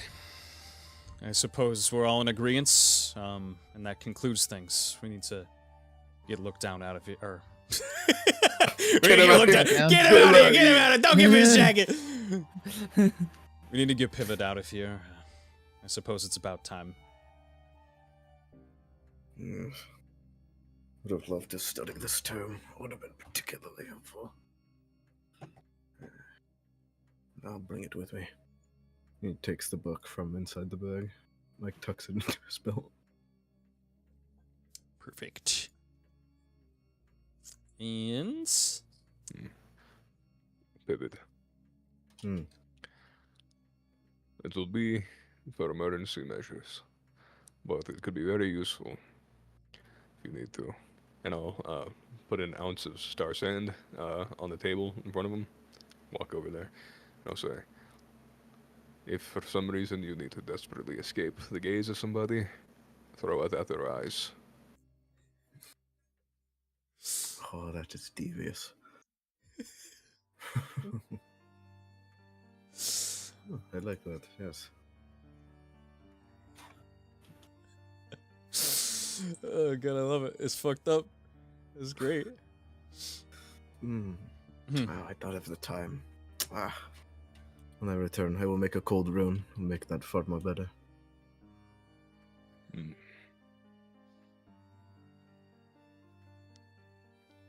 I agree with Look Down. You better come back. I will take I look every down. measure in my power to return. If I manage to read this tome in time, I will have a much easier time making an escape if need be. If I understand what it's meant to be.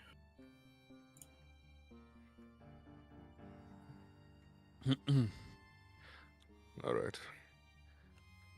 Let us have one semblance of unity. Let us all walk in.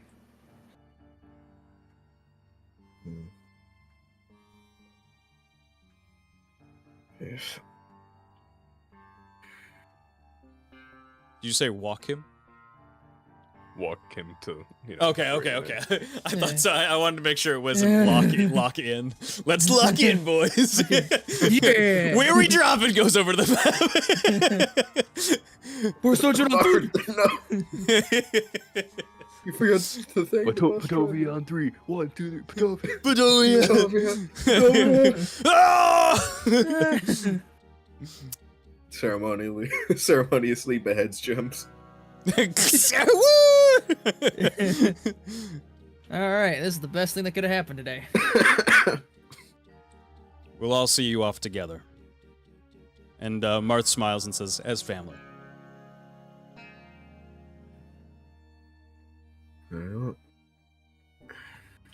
Whatever that is. What is family? Is that bad too? Sounds like father. Let's grab the gang. All right, here we go. It's all here. Copy once more. Open up.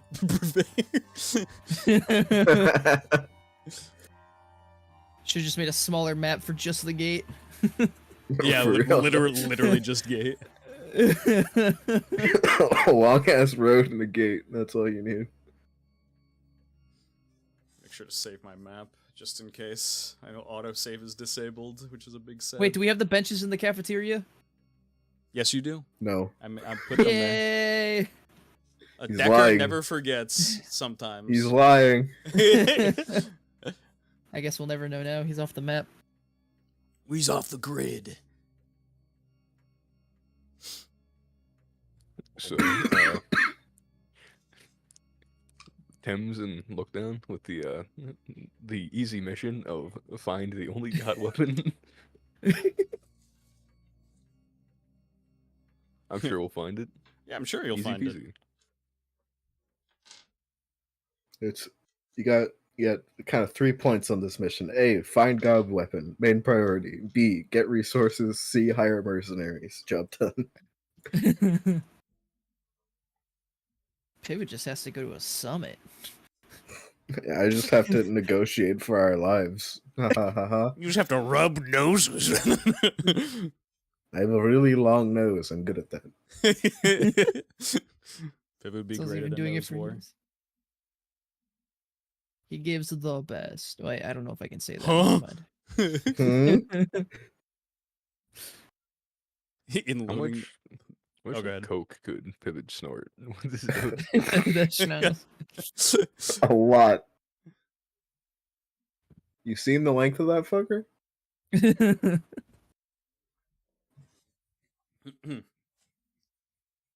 like a snowplow. You can check how deep some water is with that thing. Hey, map load successfully. Disable fog. Hey, let's go, baby. Let me put on music Hey, again. we I don't know did it. why it stopped the music. It was very odd. Didn't need it? Question mark. Fucking Radiant Knight just decides, nah, I win, and just executes us all. Boom, boom, boom, boom, boom. The gang's all here, baby. I just wonder who would win in a fight, him or Serviad. Bro, I wonder. Do you want the honest answer to that? Hey, do you want to know whose dream self was getting clapped by chaos demons? Know who? Dream Cell. Okay, I was getting clapped. I'm talking about Serviad. Okay. Serviad No, was no. too. Serviad was fighting those things in pitch black darkness. Yeah, but who I won? Her? I'm sure the lived. Radiant Knight. Who won, though? I don't know because Serviad came back before we could find out. But Also- can he beat Goku though? Can he? Yes. Hey, where on the power scale directly does he sit? Even like Kaioken? Which arc? Sorry, which saga? God. You all make your way together with Pivot to the gates and see the Radiant Knight once again standing very still in the flowing water that is escaping from the city. I tightly grip my weapon. I make no move to pull it, but just a more instinctual action. And the And radiant hood is up. the hood. Okay, yep, perfect. The Allison.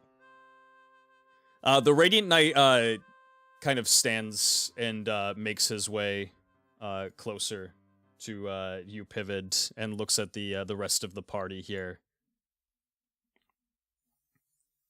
I believe we have an appointment to keep. Yes, it shall be.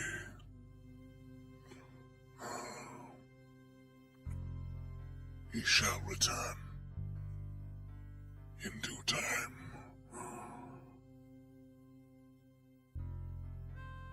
Goblin, take my hand.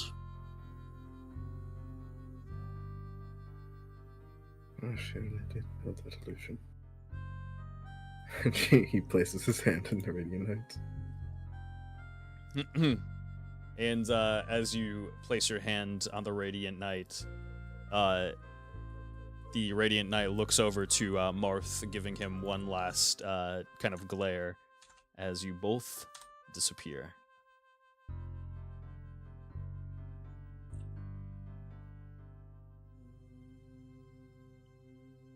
Marth kind of, a moment of silence kind of takes place as everybody watches Pivot teleport away, and Marth takes in a deep breath and lets it out and says, "Well, I suppose no time but the present, shall we?" Indeed. And Martha's gonna head back to the castle. Look down just starts mumbling, "Oh, another life indeed comes to end. Another life indeed comes to end." And then follows after. Damn. All right. Perfect. Nice 10 minutes to load up that map, just for a nice little send off. As a treat. Let me hide the player screen quick. And map. Let me open up the map here. The map.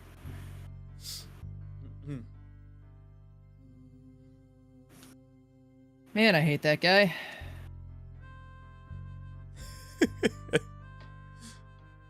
Hate him so much. Why would you hate him? Is it because he killed your second friend again? Wait, again? Another one. Because he's killed your second friend, or another friend, so... I'm fucking tired. Fair. Boom, boom, boom, It's boom. because he killed my only one. The other one's just in my fucking head. Or in my body. I don't know which! Or maybe I'm him! I don't fucking know! Damn, Pivot's not your friend? What the hell? Tim's You're isn't not your dead friend. yet. What the heck? But that's what you think, sir. So I said says yet. you. Look, all I'm saying is, if Pivot ends up dying, Lookdown will literally say the line, "How do we bring the Radiant Knight back? Because I will kill him twice." You're assuming we'll kill him the first time. Yes, I do. Sorry, Lookdown is very confident that this man is going to die. Okay. Right. Let's see. Player view. And by that I mean, if we don't get to kill him, I will never forgive Keen for the rest of my life. If I don't, as Lookdown, get to fight the Radiant Knight, I will literally disown Keen as a friend. You heard it here, folks. We need to not kill the Radiant. This is where my priorities lie. The campaign that broke a friendship. You're instantly teleported into what is a very, very similar or familiar looking room here. It is slightly different than it was during your time with Soliet.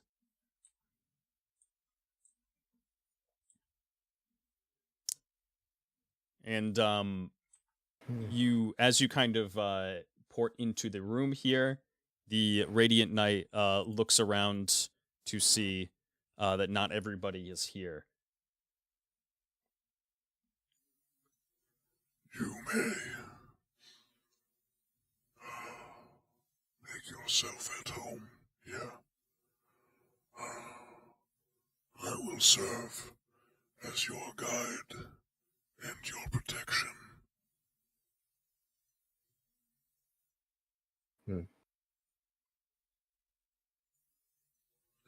It seems. Thank you. Right to the room. He looks over to you with almost as shocked of an expression as he possibly could with that helmet on. Oh, I see. Well, not everyone has arrived as of yet. If you'll excuse me. Of course. Thank you. And he makes his way over kind of briefly to a coffin that is laying on a very nice kind of fancy carpet here with a tree behind it, and he kneels.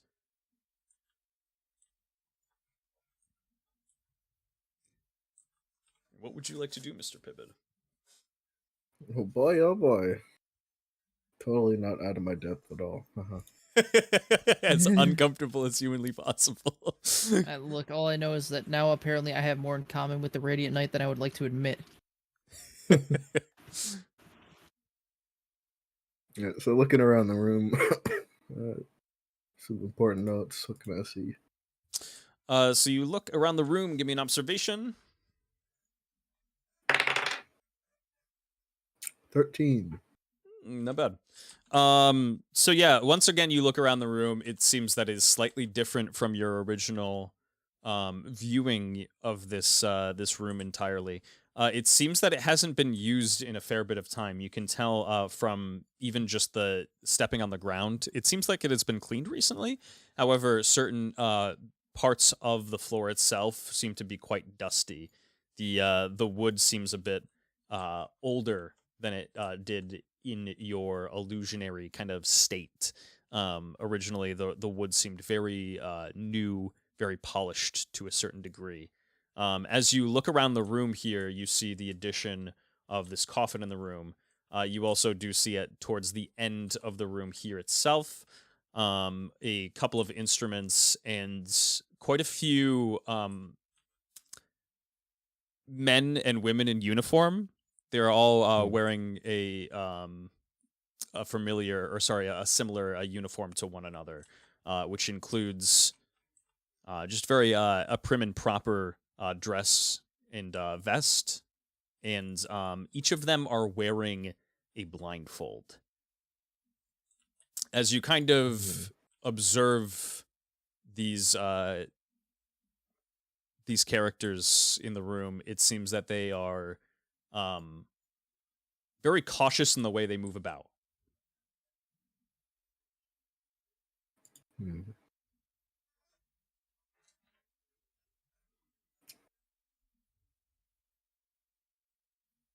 And then there's the one fella at the table.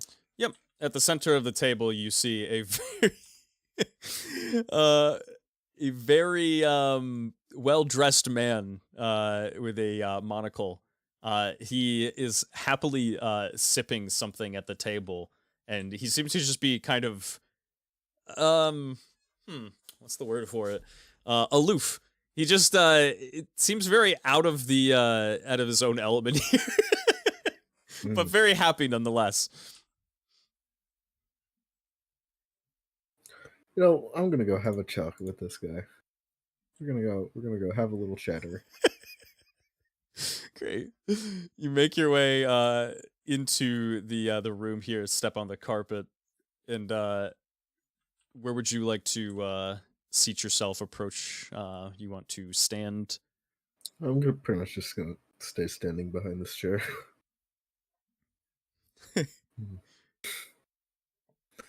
That's a bad idea. It's morning. Who?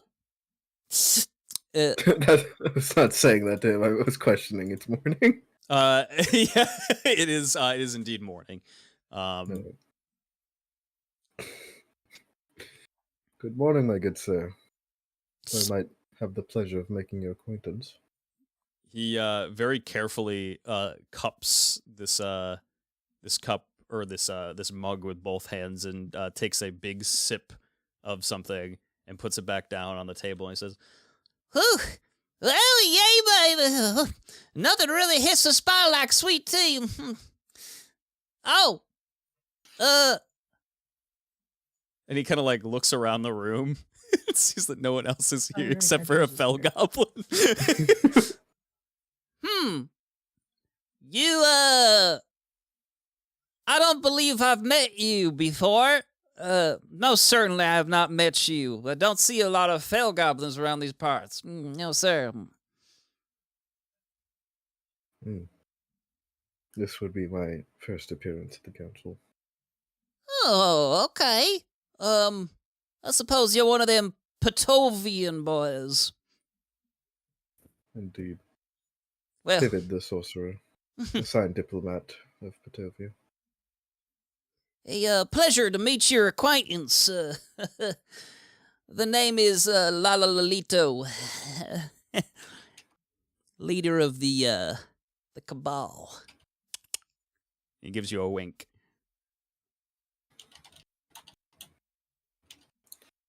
Quite an Hmm, important pleasure. man in Mechalite here. Yeah, suppose you'll be seeing a lot of me around these parts. Hmm.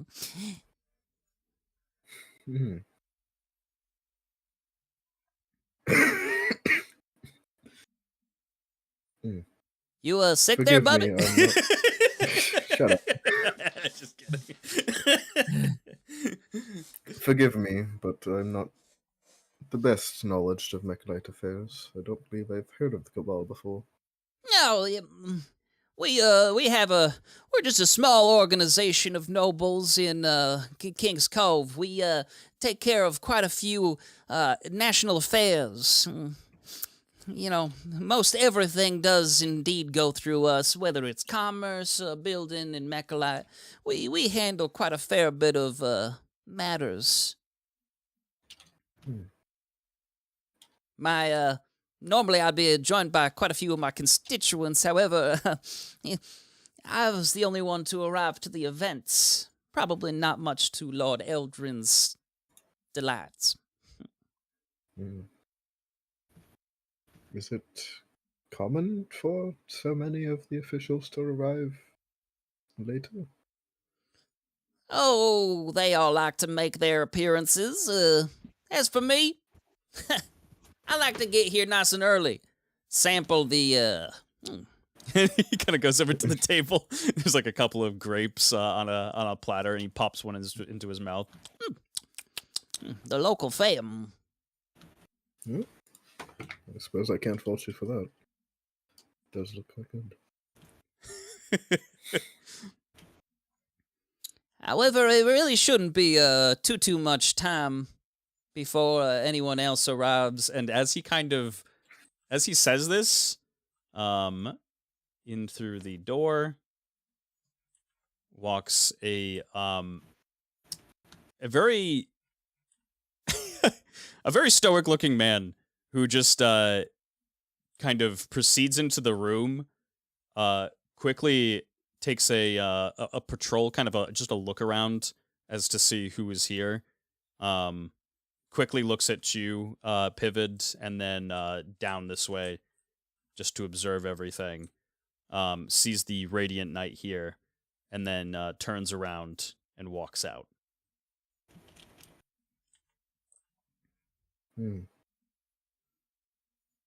And that would have been? That's Lord Eldrin's arrival right there. Ooh, I can't wait to see him. It's been quite a fair amount of time. since we have gotten to speak face to face. That was his god captain surveying the scene, then. His retainer, Varai.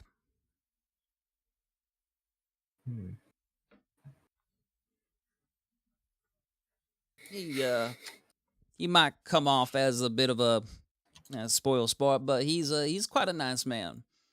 Very hardworking, very dedicated. You won't see him. You won't see Lord Eldrin anywhere without him. Quite protective.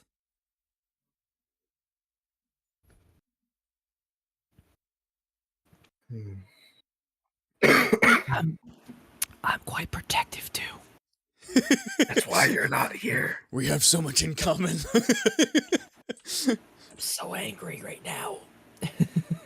And as he says this, once again, the doors open, and this time, through the door, walks a man. He's very, very upright, very prim and proper looking. He walks into the room, as to which the Radiant Knight stops kneeling. He stands up, notices that Lord Eldrin has entered the room, and he makes his way back over to you, Pivot. Lord Eldrin pays no real minds to anything that is happening in the room, as Varai kind of enters in and stands guard. Lord Eldrin goes to sit in this chair, looks over to the coffin, folds his hands, and lights a cigar.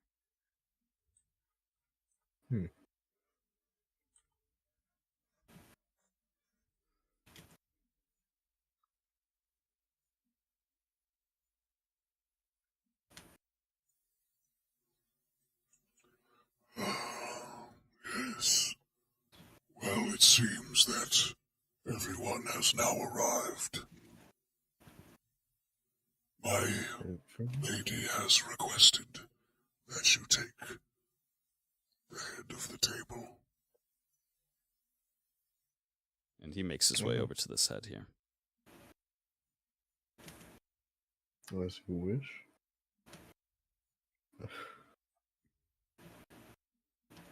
Pivot will go and sit down, I guess. Perfect. Actually, before he sits down, he's gonna look at the chair. Oh, sure. Sure, give me an observation check. It is a 17.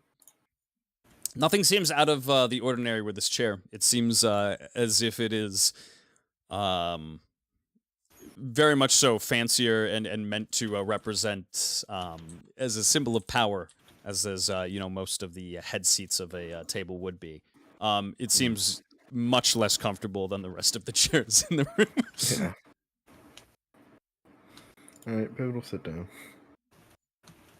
You sit down, and your chin just comes up to the table.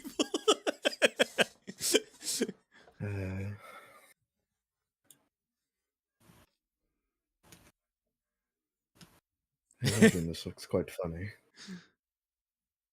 The Radiant Knight kind of turns and he walks over here. He grabs a cushion from one of the seats and brings it over to you and places it in your hand. Much appreciated. He will place it on the chair and sit on it, so he's got a bit of a boost. A little boost. And Lalo Lalito sits back down at the table. He begins sampling the food once more and drinking his fair share of sweet tea. And no idle conversation from anyone happens to take place. It is dead silent in this room.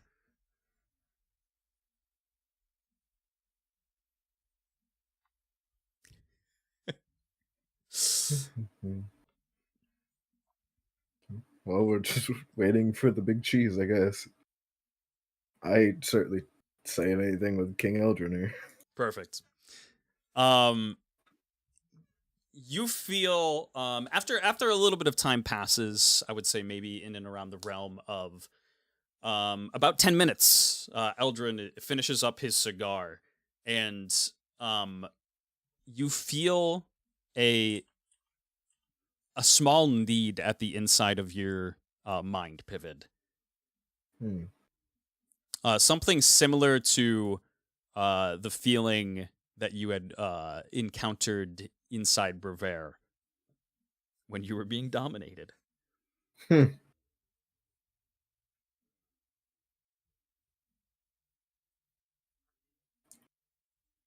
It's far weaker though. Yes. Take over. Yep. Well, it kind of not as easily, at least. Sure. Yep. It prods at your mind, kind of begging to let it take control of you, of your body. Pivot gonna say no.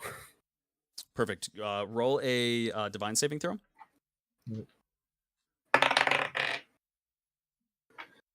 Oh, what's my bonus to this? +2. That is a 13.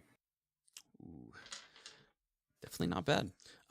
Yeah. So this feeling desperately kind of wants to take control of your body. However, you deny it.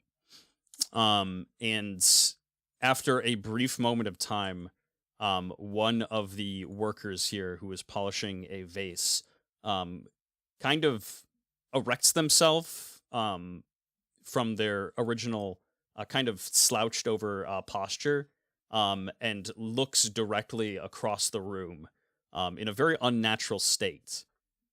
And in a loud whisper states, "Shall we proceed, Lord Eldrin?" And across the room, Lord Eldrin kind of perks up ever so slightly and says,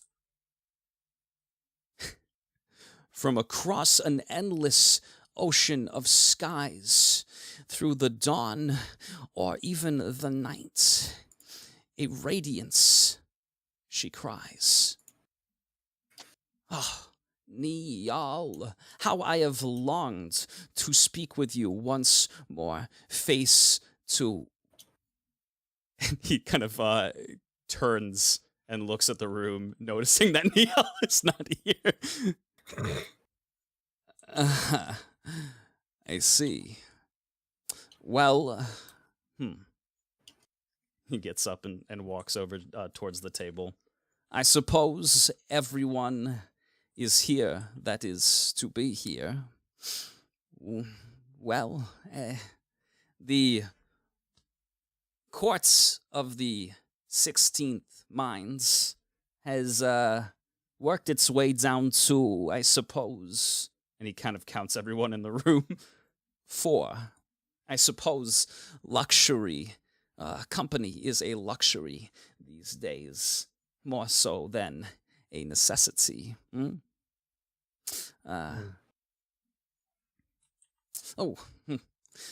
Where are my manners? I forget myself." And as he kind of approaches, the Radiant Knight takes a step backwards. "Oh, you must be Pivots. Yes. I've heard much about you. A big fan of your work, as a matter of fact." Oh, that's so. "Yes, of course." And he brings his hand out to shake yours.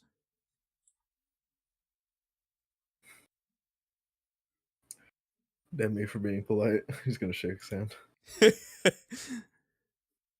Ooh. "I suppose your presence here means that Lord Marth Silmance will not be joining us." Indeed, Lord Silmance has appointed me as his diplomat in this matter. "Oh, very good. I think that I will enjoy this much more. Your company is much preferable to that of the prince."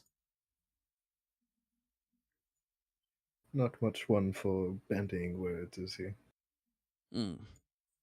More than that, I suppose. And give me an observation check. Certainly. 16. You look over to Lord Eldrin, and pretty much every single part of this man's body is covered up, except for a single eye that has a very deep, dark gaze to it. Underneath his eye is just ever so slightly exposed, and pretty dark on the inside, but you can see that there is very visible damage to his eye itself. As he kind of looks at you, it seems that he almost looks past you.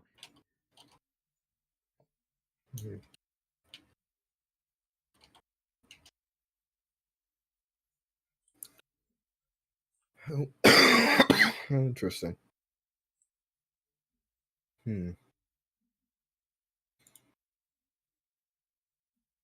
I found myself compelled to inquire, what of my works did you particularly enjoy? Oh, what to choose from indeed.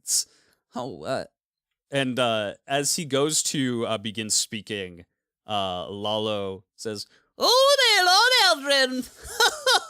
And he kind of like walks up to him and places a hand on his shoulder. Lord Eldrin very briefly freezes. It takes a second and kind of nods his head to you, Pivot, and then turns around and says, "Oh, if it isn't my good friend Lalo Lalito," and he kind of starts to walk him away ever so slightly to have a private conversation with him.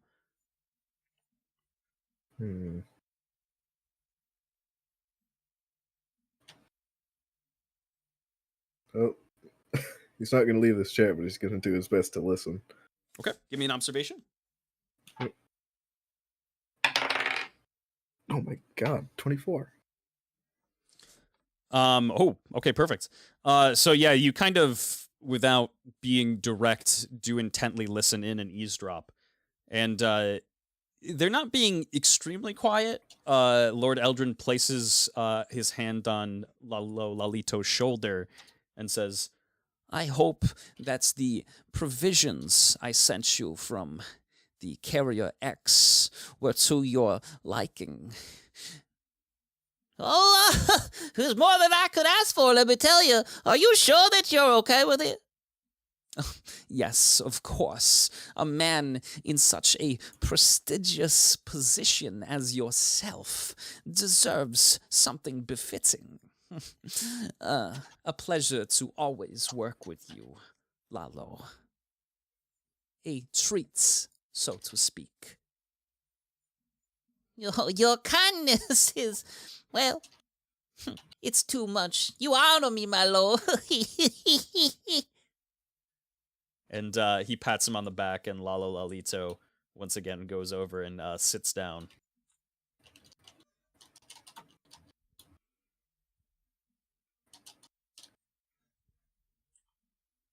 And Lord Eldrin turns to the table and says, Right, well, everyone, welcome to the 60 seconds, I believe, meeting of the 16 minds.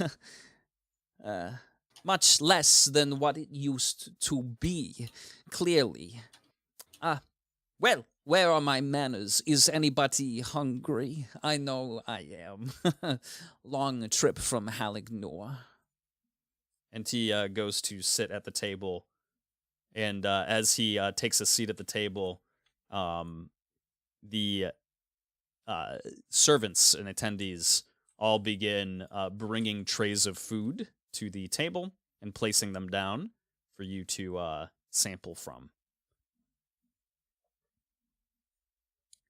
And they place a tray in front of you, Pivot, that is a mixture of greens and starches. And it also has give me a nature check. 11. they drop a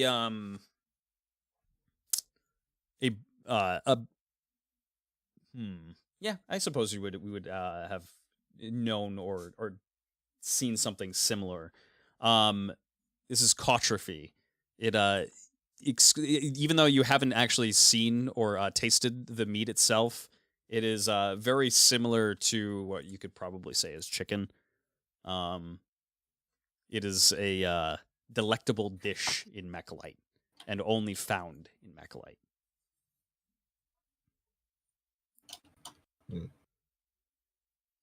Lord Eldrin is not shy to begin eating himself.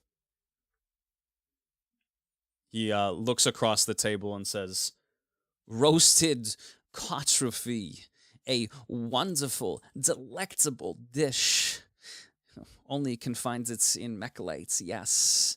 And quite interesting enough, the roasted cotrophy needs plenty of room to grow, so to speak. It needs a lot of room to roam around, miles in some cases, to have a grade of, well, to a similar degree or higher. The only birds who becomes more tender and sweet to the taste by running away. Interesting, I think.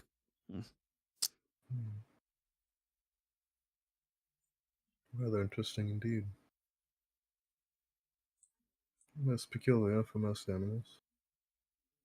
Yes, quite interesting indeed, as it is usually the opposite effects. Normally they become, well, quite the more gamey, so to speak. Indeed.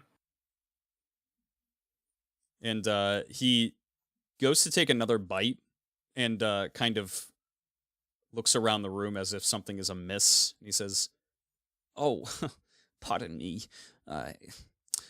Well, I suppose that there is something most certainly missing from this venue." And he kind of just raises his voice, but then softly and kind of sweetly brings it back down. "The universal language, something that helps all forms of company and communication. Music, of course." And he kind of turns and gets up from his chair to look at the three members here. Another one kind of goes over to join them.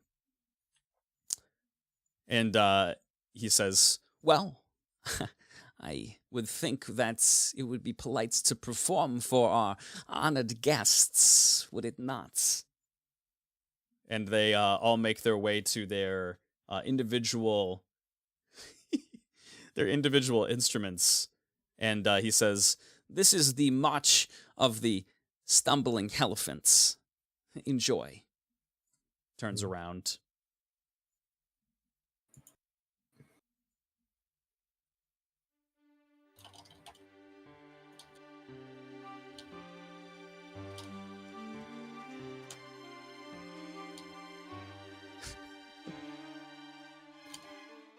Stop, oh my god. And he kind of interjects as they are all out of sync with their instruments. And he walks up behind this servant in particular, places his hand directly behind him, and begins tapping on his spine. He says, 1, 2, 3, 4, 5, 6. 1, 2, 3, 4, 5, 6. He kind of just rapidly taps on his spine to, give him the rhythm. And once again, they begin playing. This time in sync with one another. Right. Well, that is much better.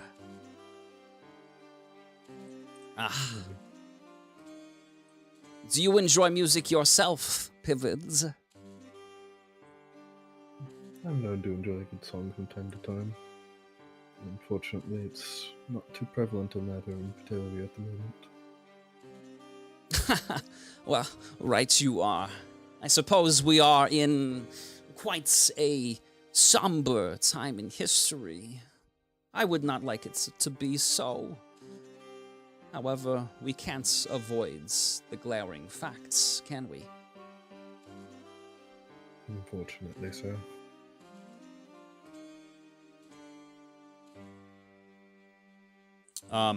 Another servant walks into the room and kind of walks up to your position here. And the Radiant Knight approaches you, Pivid. And simply states, A lady requests her chair. You may join by her side. Very well. Pivid will stand and take a chair to the side. and this servant takes a seat at the head of the table. Ooh. A bit of an odd break from tradition. But what's the matter? Normally 16 people here. 4 only. Normally only nobles and great minds sitting at the table, and, well, here we are. I am happy to break breads with noble and poor alike.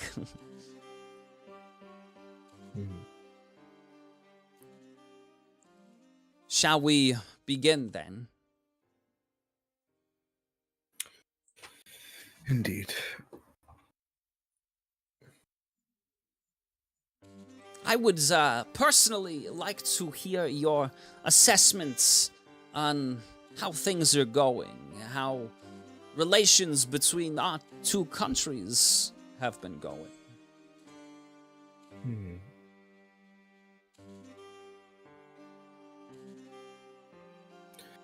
I'll say they've been rather strained. Obviously, things have not been well over the past 50 years. Much of the Patovian countryside has been in disarray. Maculaite forces have done much to enforce order in many of the larger city-states, but it has left things rather strained among the entirety of the region. Strains, and he kind of cricks his neck off to the side. I suppose that is indeed a word for it. Do you enjoy what we have done order-wise in Patovia?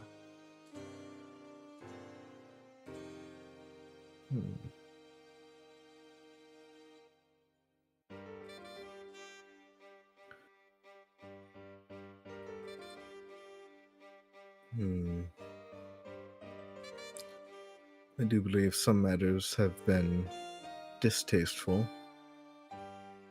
but that is more in line of other elements outside of direct Maculaite control, particularly the Church of Chaos. But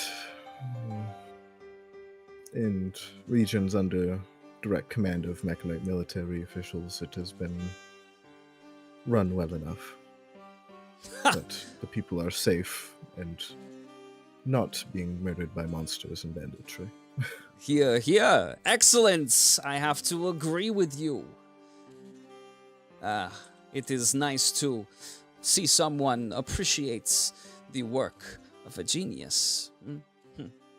As for the distastefulness of the Chaos Church itself, yes, their means do seem to be a bit extreme, so to speak, but I will rather enjoy the results.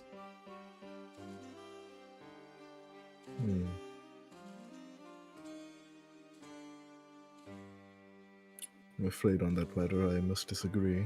The results are rather unfortunate. Someone who finally disagrees with me. A welcoming thing, truly. And he kind of looks over to Lala Lolito as much as it is nice to agree on most everything and anything, it is nice to have some dissenting opinions.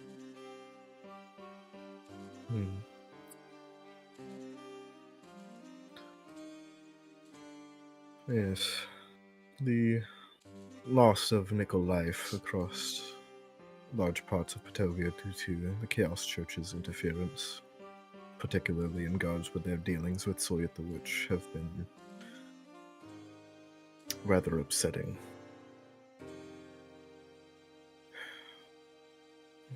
Well, I'm not one to absolutely subjugate religion or anything of that nature. I find that their efforts in Patovia have been much to the detriment of the common people. Yes, I would...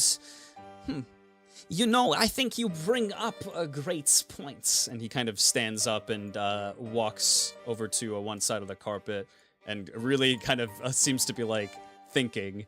And then it turns back over to you and says, I do think it is about time that Patovia regains some form of control over their own country, yes?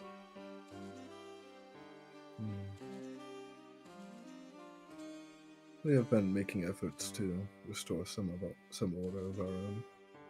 Yes, to what would be a similar extreme degree as the Chaos Church, yes?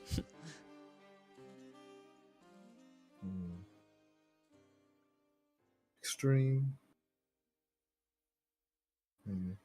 Perhaps so. Perhaps. You know, I came up with a splendid idea. Speaking of Soyet the Witch, I, well, never expected this of her. You have known her for a great many years, yes? Indeed. Some 20 or so. I was thinking, really racked my brain here. I mean,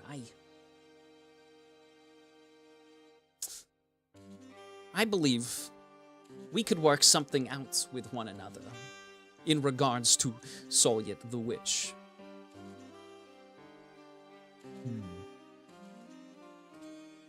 That is a matter we are interested in addressing. If you would propose yourself.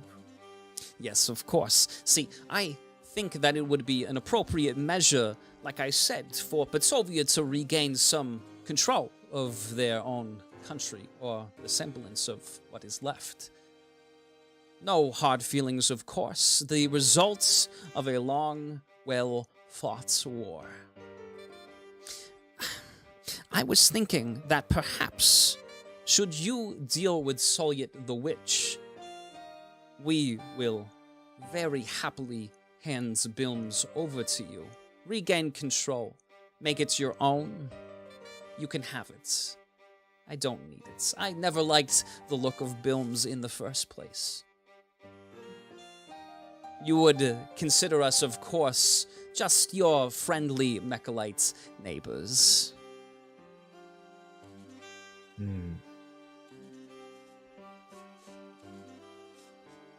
Overall, making the nation of Patovia into more of a city-state of Bilms and the surrounding territory. Yes, of course. I think that is more than fair.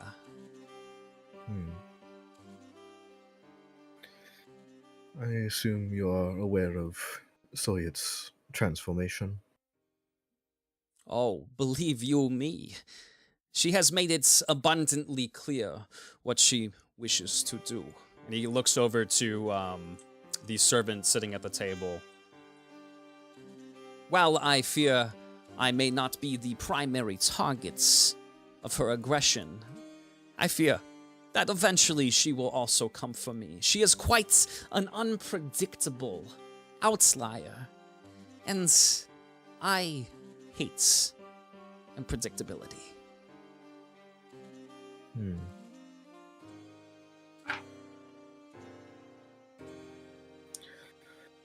Well, we would be interested interested in tracking down and slaying Soyot the Witch. It is, I'm afraid, beyond our current means, at least among our current conglomerate. In this case, I would ask that Mechalite provide some form of military aid.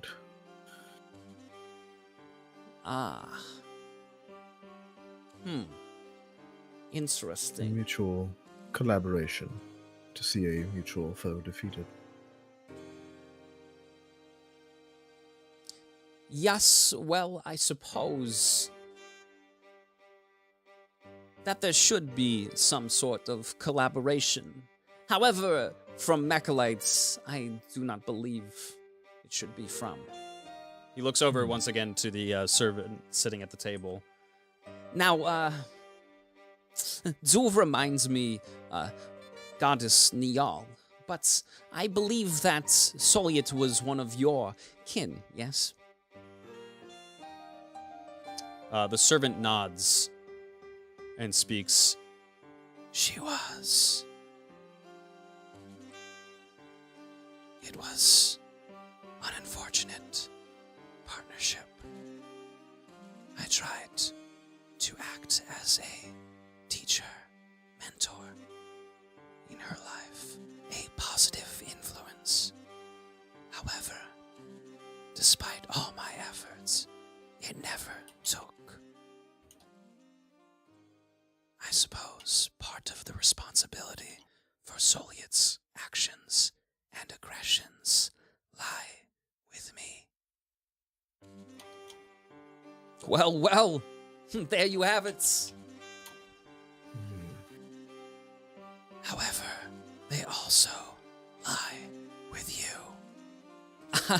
Oh, now.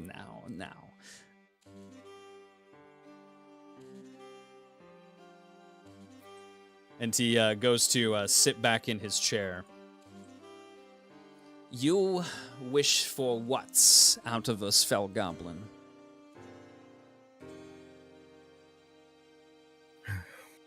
Some manner of military support. We need men, arms. Tracking down Soyot and slaying her in her new form will prove costly and difficult. Having more support will allow us better strategies to employ to take her down. Fair enough, I suppose. I do believe I agree with you. I think it would be a splendid idea. Of course, I will lend some of my own men. I'm sure Nial would as well.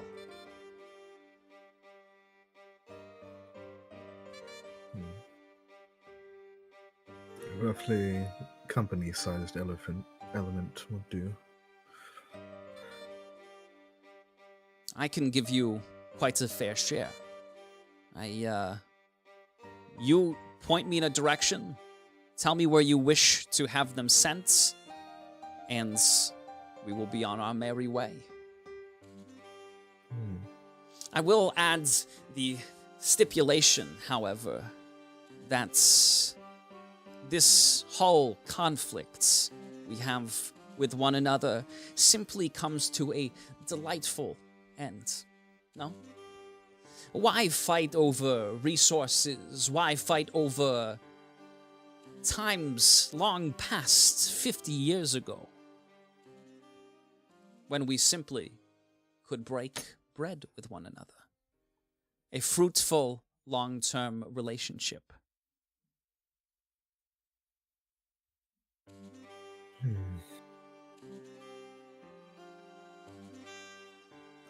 Unfortunately, I don't believe my Lord Silmance would permit such a thing. The desolation it sends.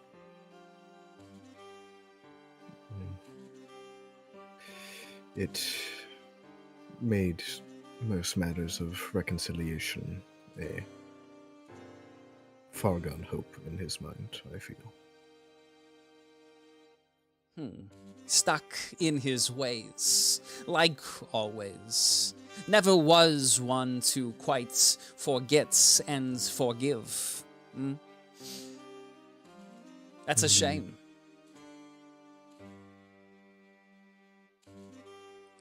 I will provide you troops. That much I can guarantee. However, I need to ensure my safety as well. You are perusing around our country at the moment, conducting terrorist attacks? No.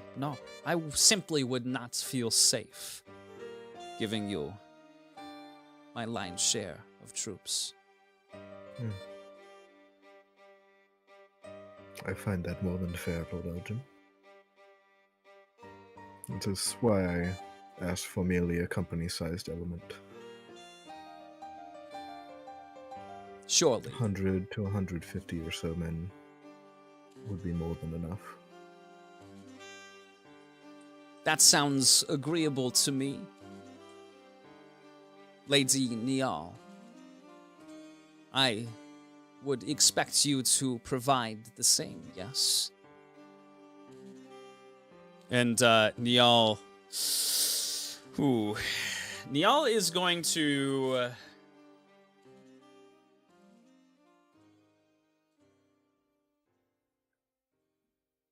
Niall's going to give an intent check.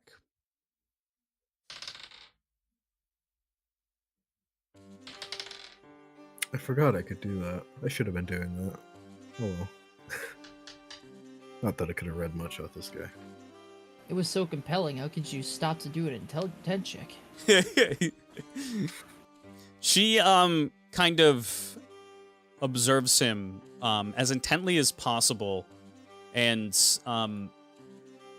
looks over to you, Pivid, and says, "We shall give you double."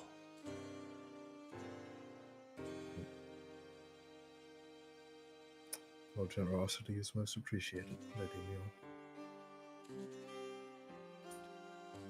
Neil. Oh, quite the showmanship. I have to admit, I'm touched. So, I suppose we are all in agreement? Yes? We combine our forces to bring down Soyut the Witch. And after which, Bilms will become a city-state of Batovia. That is our deal, no? No, I would say solely on the basis that this conflict comes to an end would Bilms be off the table. Very well. I will bring such a matter to my Lord Sir Mance. Why bring it to him? He sent you to this summit to make a decision for him, did he not? Indeed. He sent me on the matter of dealing with Soyut the Witch. Dealing with the matter of hostility between Mechalite and Batovia is not a matter I was authorized to deal with. Of course. Do bring that up to him. I hoped that he has a change in heart, of course. I will hope for the same. And he is going to stand up. He kind of makes his way over to one of the servants here, who places a contract in his hand.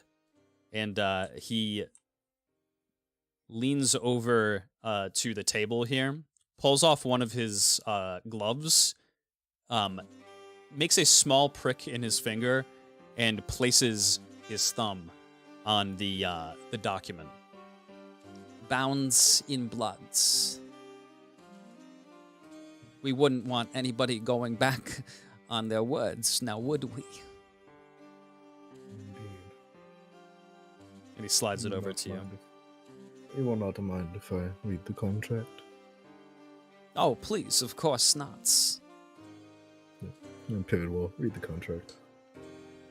The contract reads that Lord Eldrin will provide 100 soldiers for you. That Niall will indeed double this and give you 200 soldiers. The stipulation for this is that there is a temporary ceasefire between the two countries until the matter of Soliet is dealt with.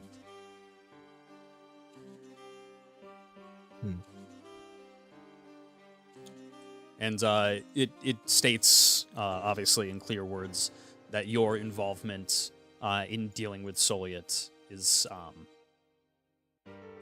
required.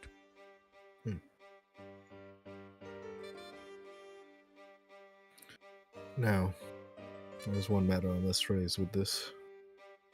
We will have a ceasefire between our two nations.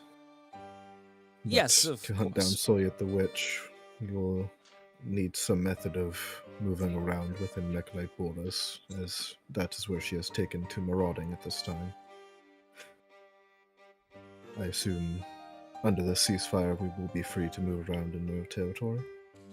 At least as insofar as the other territories, likely not the main cities. Yes, of course. You are more than free to maneuver around the territories themselves, the cities. Enjoy the tourist attractions should you wish.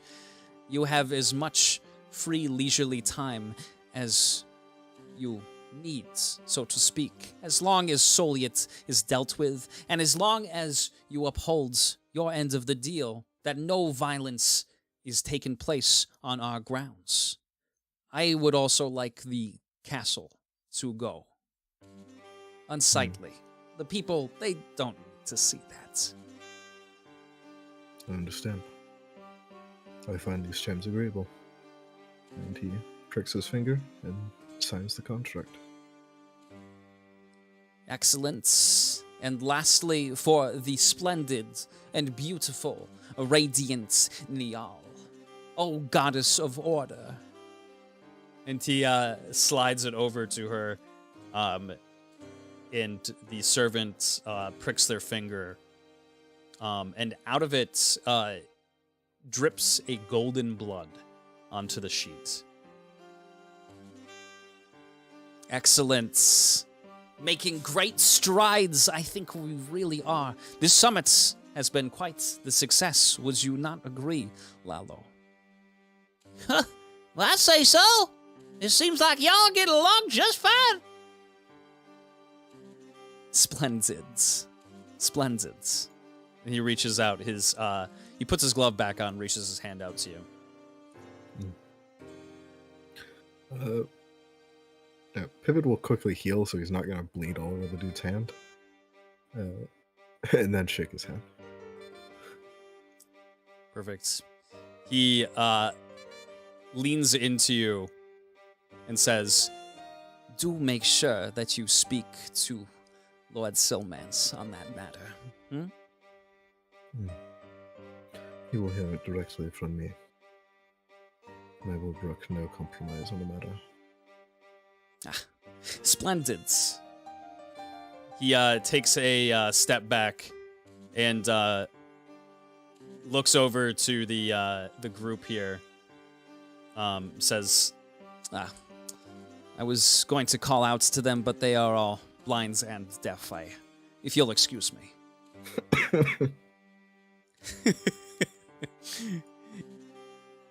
He makes his way over and places a hand on each member here as the song comes to a close. And once again, there is silence in the room.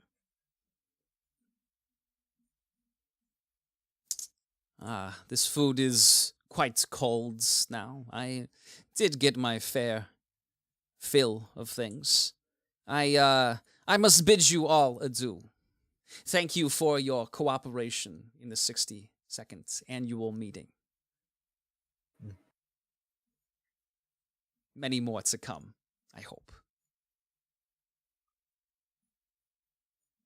And he kind of on the way out, he notices that somebody is just dogging him. He notices that somebody is absolutely glaring him down, and he looks over to meet the gaze of the Radiant Knight. Stands there briefly, and then simply, Come for I. and they make their departure. Hmm.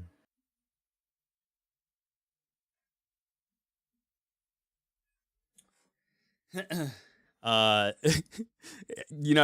the silence starts to fill the room, Lalo Lalito just kind of like lifts his head up from the plate and looks around like a groundhog coming out of the ground, and he like very bashfully goes back to finishing up the meat on his plate, stands up, and says, Well, right, it was very nice to meet y'all. A pleasure to meet you as well, Lord Lalito. he gets on the ground and with his big old pot belly almost bursting from his shirt, kind of just bows down to Lady Niall and says, Your radiance. he makes his way out.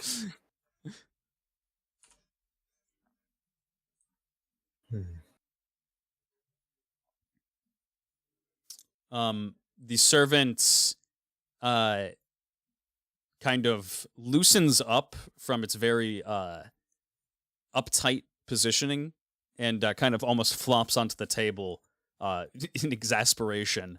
The servant, seemingly kind of unaware of what's happening, stands up and makes its way back over to cleaning.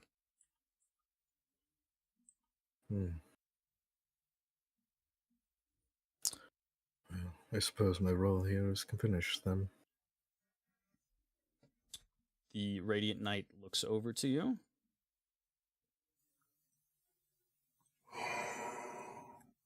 Yes, I suppose that concludes our business. And he pauses briefly, as if being cut off, and inside your head, Pivid, you hear a voice state, I believe you've brought something for me.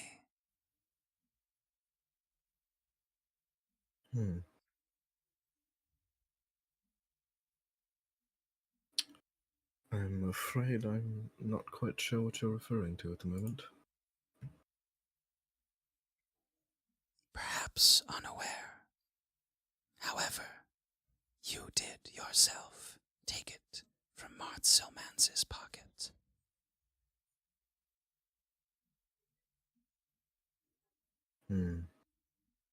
It rests in your right pocket.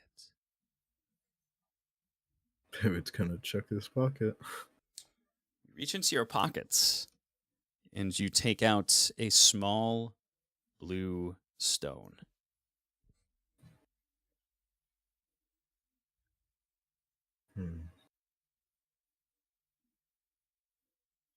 May I ask the significance of this? You may, and should I indulge. However, I would ask your complete cooperation.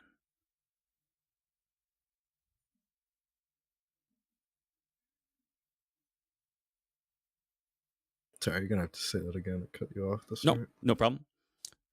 She says that she would be more than happy to, but she would require your complete cooperation. As to what that means is up to your interpretation.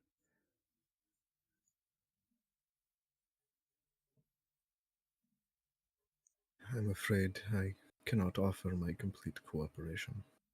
My loyalty is to Petovia and to Marth Silmance. And what of your mother?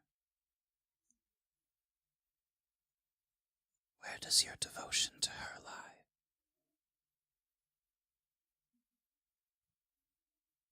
In my heart. But she has not seen what I have become. I have. You are not a monster, Pivot. mother would be proud of the man you became today.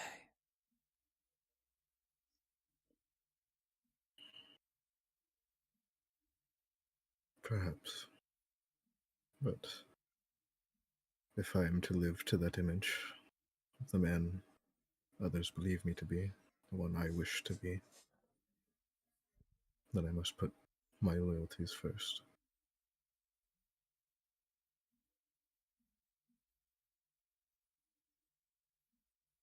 So it is.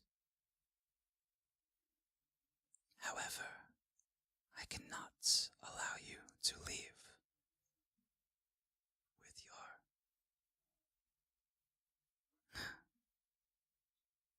with what you have in your possession. It belongs to me. Something long, near, and dear to me.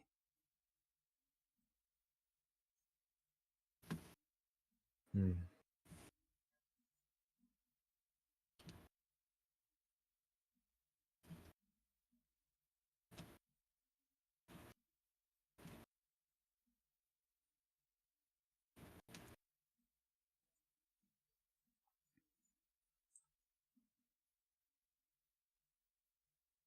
Is it because, sorry, it cuts off a lot. No, you're good. So, because of the gem that I'm not allowed to leave, or because of me? Because of the gem, yes.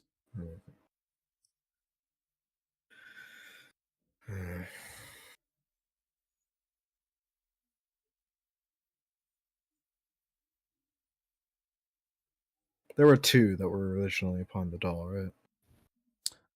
The other eye to the doll just seemed as if it was a normal stone. Yeah, there seems to be a very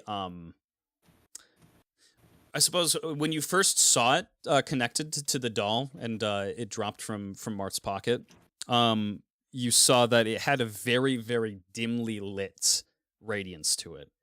Now it seems to be glowing a fair bit further. Hmm.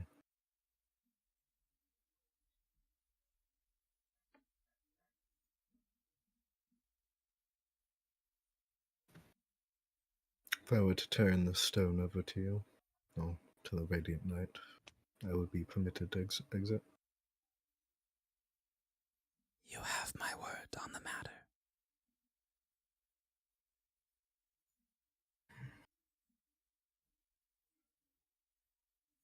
Very well. Pippin will stand up and hand the gem over to the Radiant Knight. You go to place your hand on the Radiant Knight, and he puts the stone. Actually, give me an observation check. Dirty 20. You place the stone in the Radiant Knight's hand, and the Radiant Knight kind of nods to you, and inside your head once more you hear a final voice say, Would you humor me one last time? I wish to show you something before you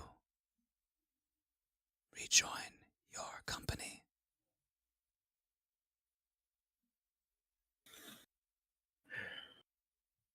You may show me something, if that is your wish. The Radiant Knight pauses briefly, nods his head, and says,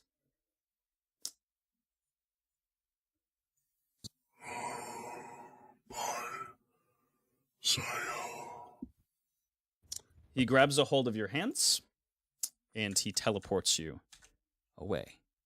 And that is going to be the end of the episode. I'm spell reading the teleport this time. Perfect. Give me arcade check. Oh, what was my bonus? It's +9. Yeah, so that's a 26, which I think is what I got last time. It is pretty decent. You go to read the spell, and you are not able to garner anything from it. Thank you for joining, ladies and gentlemen. I hope you all had a lovely evening watching the summit take place. I hope you all enjoyed the insufferable silence while the music was not playing. Oh, nice. We ended like 3 hours on the dot, too. But yeah, some interesting moving parts. And finally, a plan has been set forward into motion as to deal with Solyet the Witch. We will see where this leads the party and where this leads Mechalites in the future episode. We got one coming up next Friday here.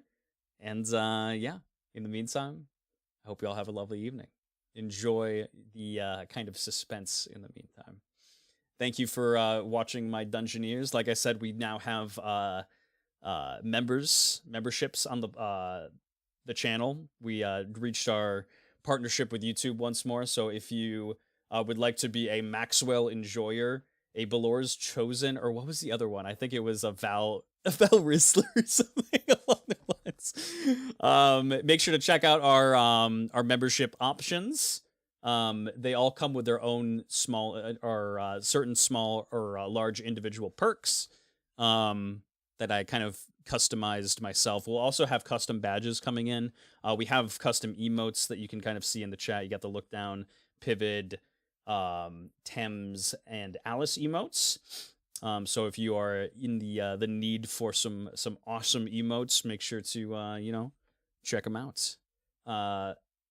Check out the sponsor as well, Starforge Systems, in the chat. And I do want to say thank you to each and every one of you for your individual supports. I will be seeing you before the New Year's. The 29th is the next episode, but I want to wish each and every single one of you a very Merry Christmas. Thank you so much for your support. Your undying support and viewership is really, honestly, a gift all in itself to me, and I know it is for the players as well. They love putting on a show. I do as well, and yeah, here's to many hopeful and fruitful years of success to come. I hope you all have a lovely, lovely Christmas. Take care.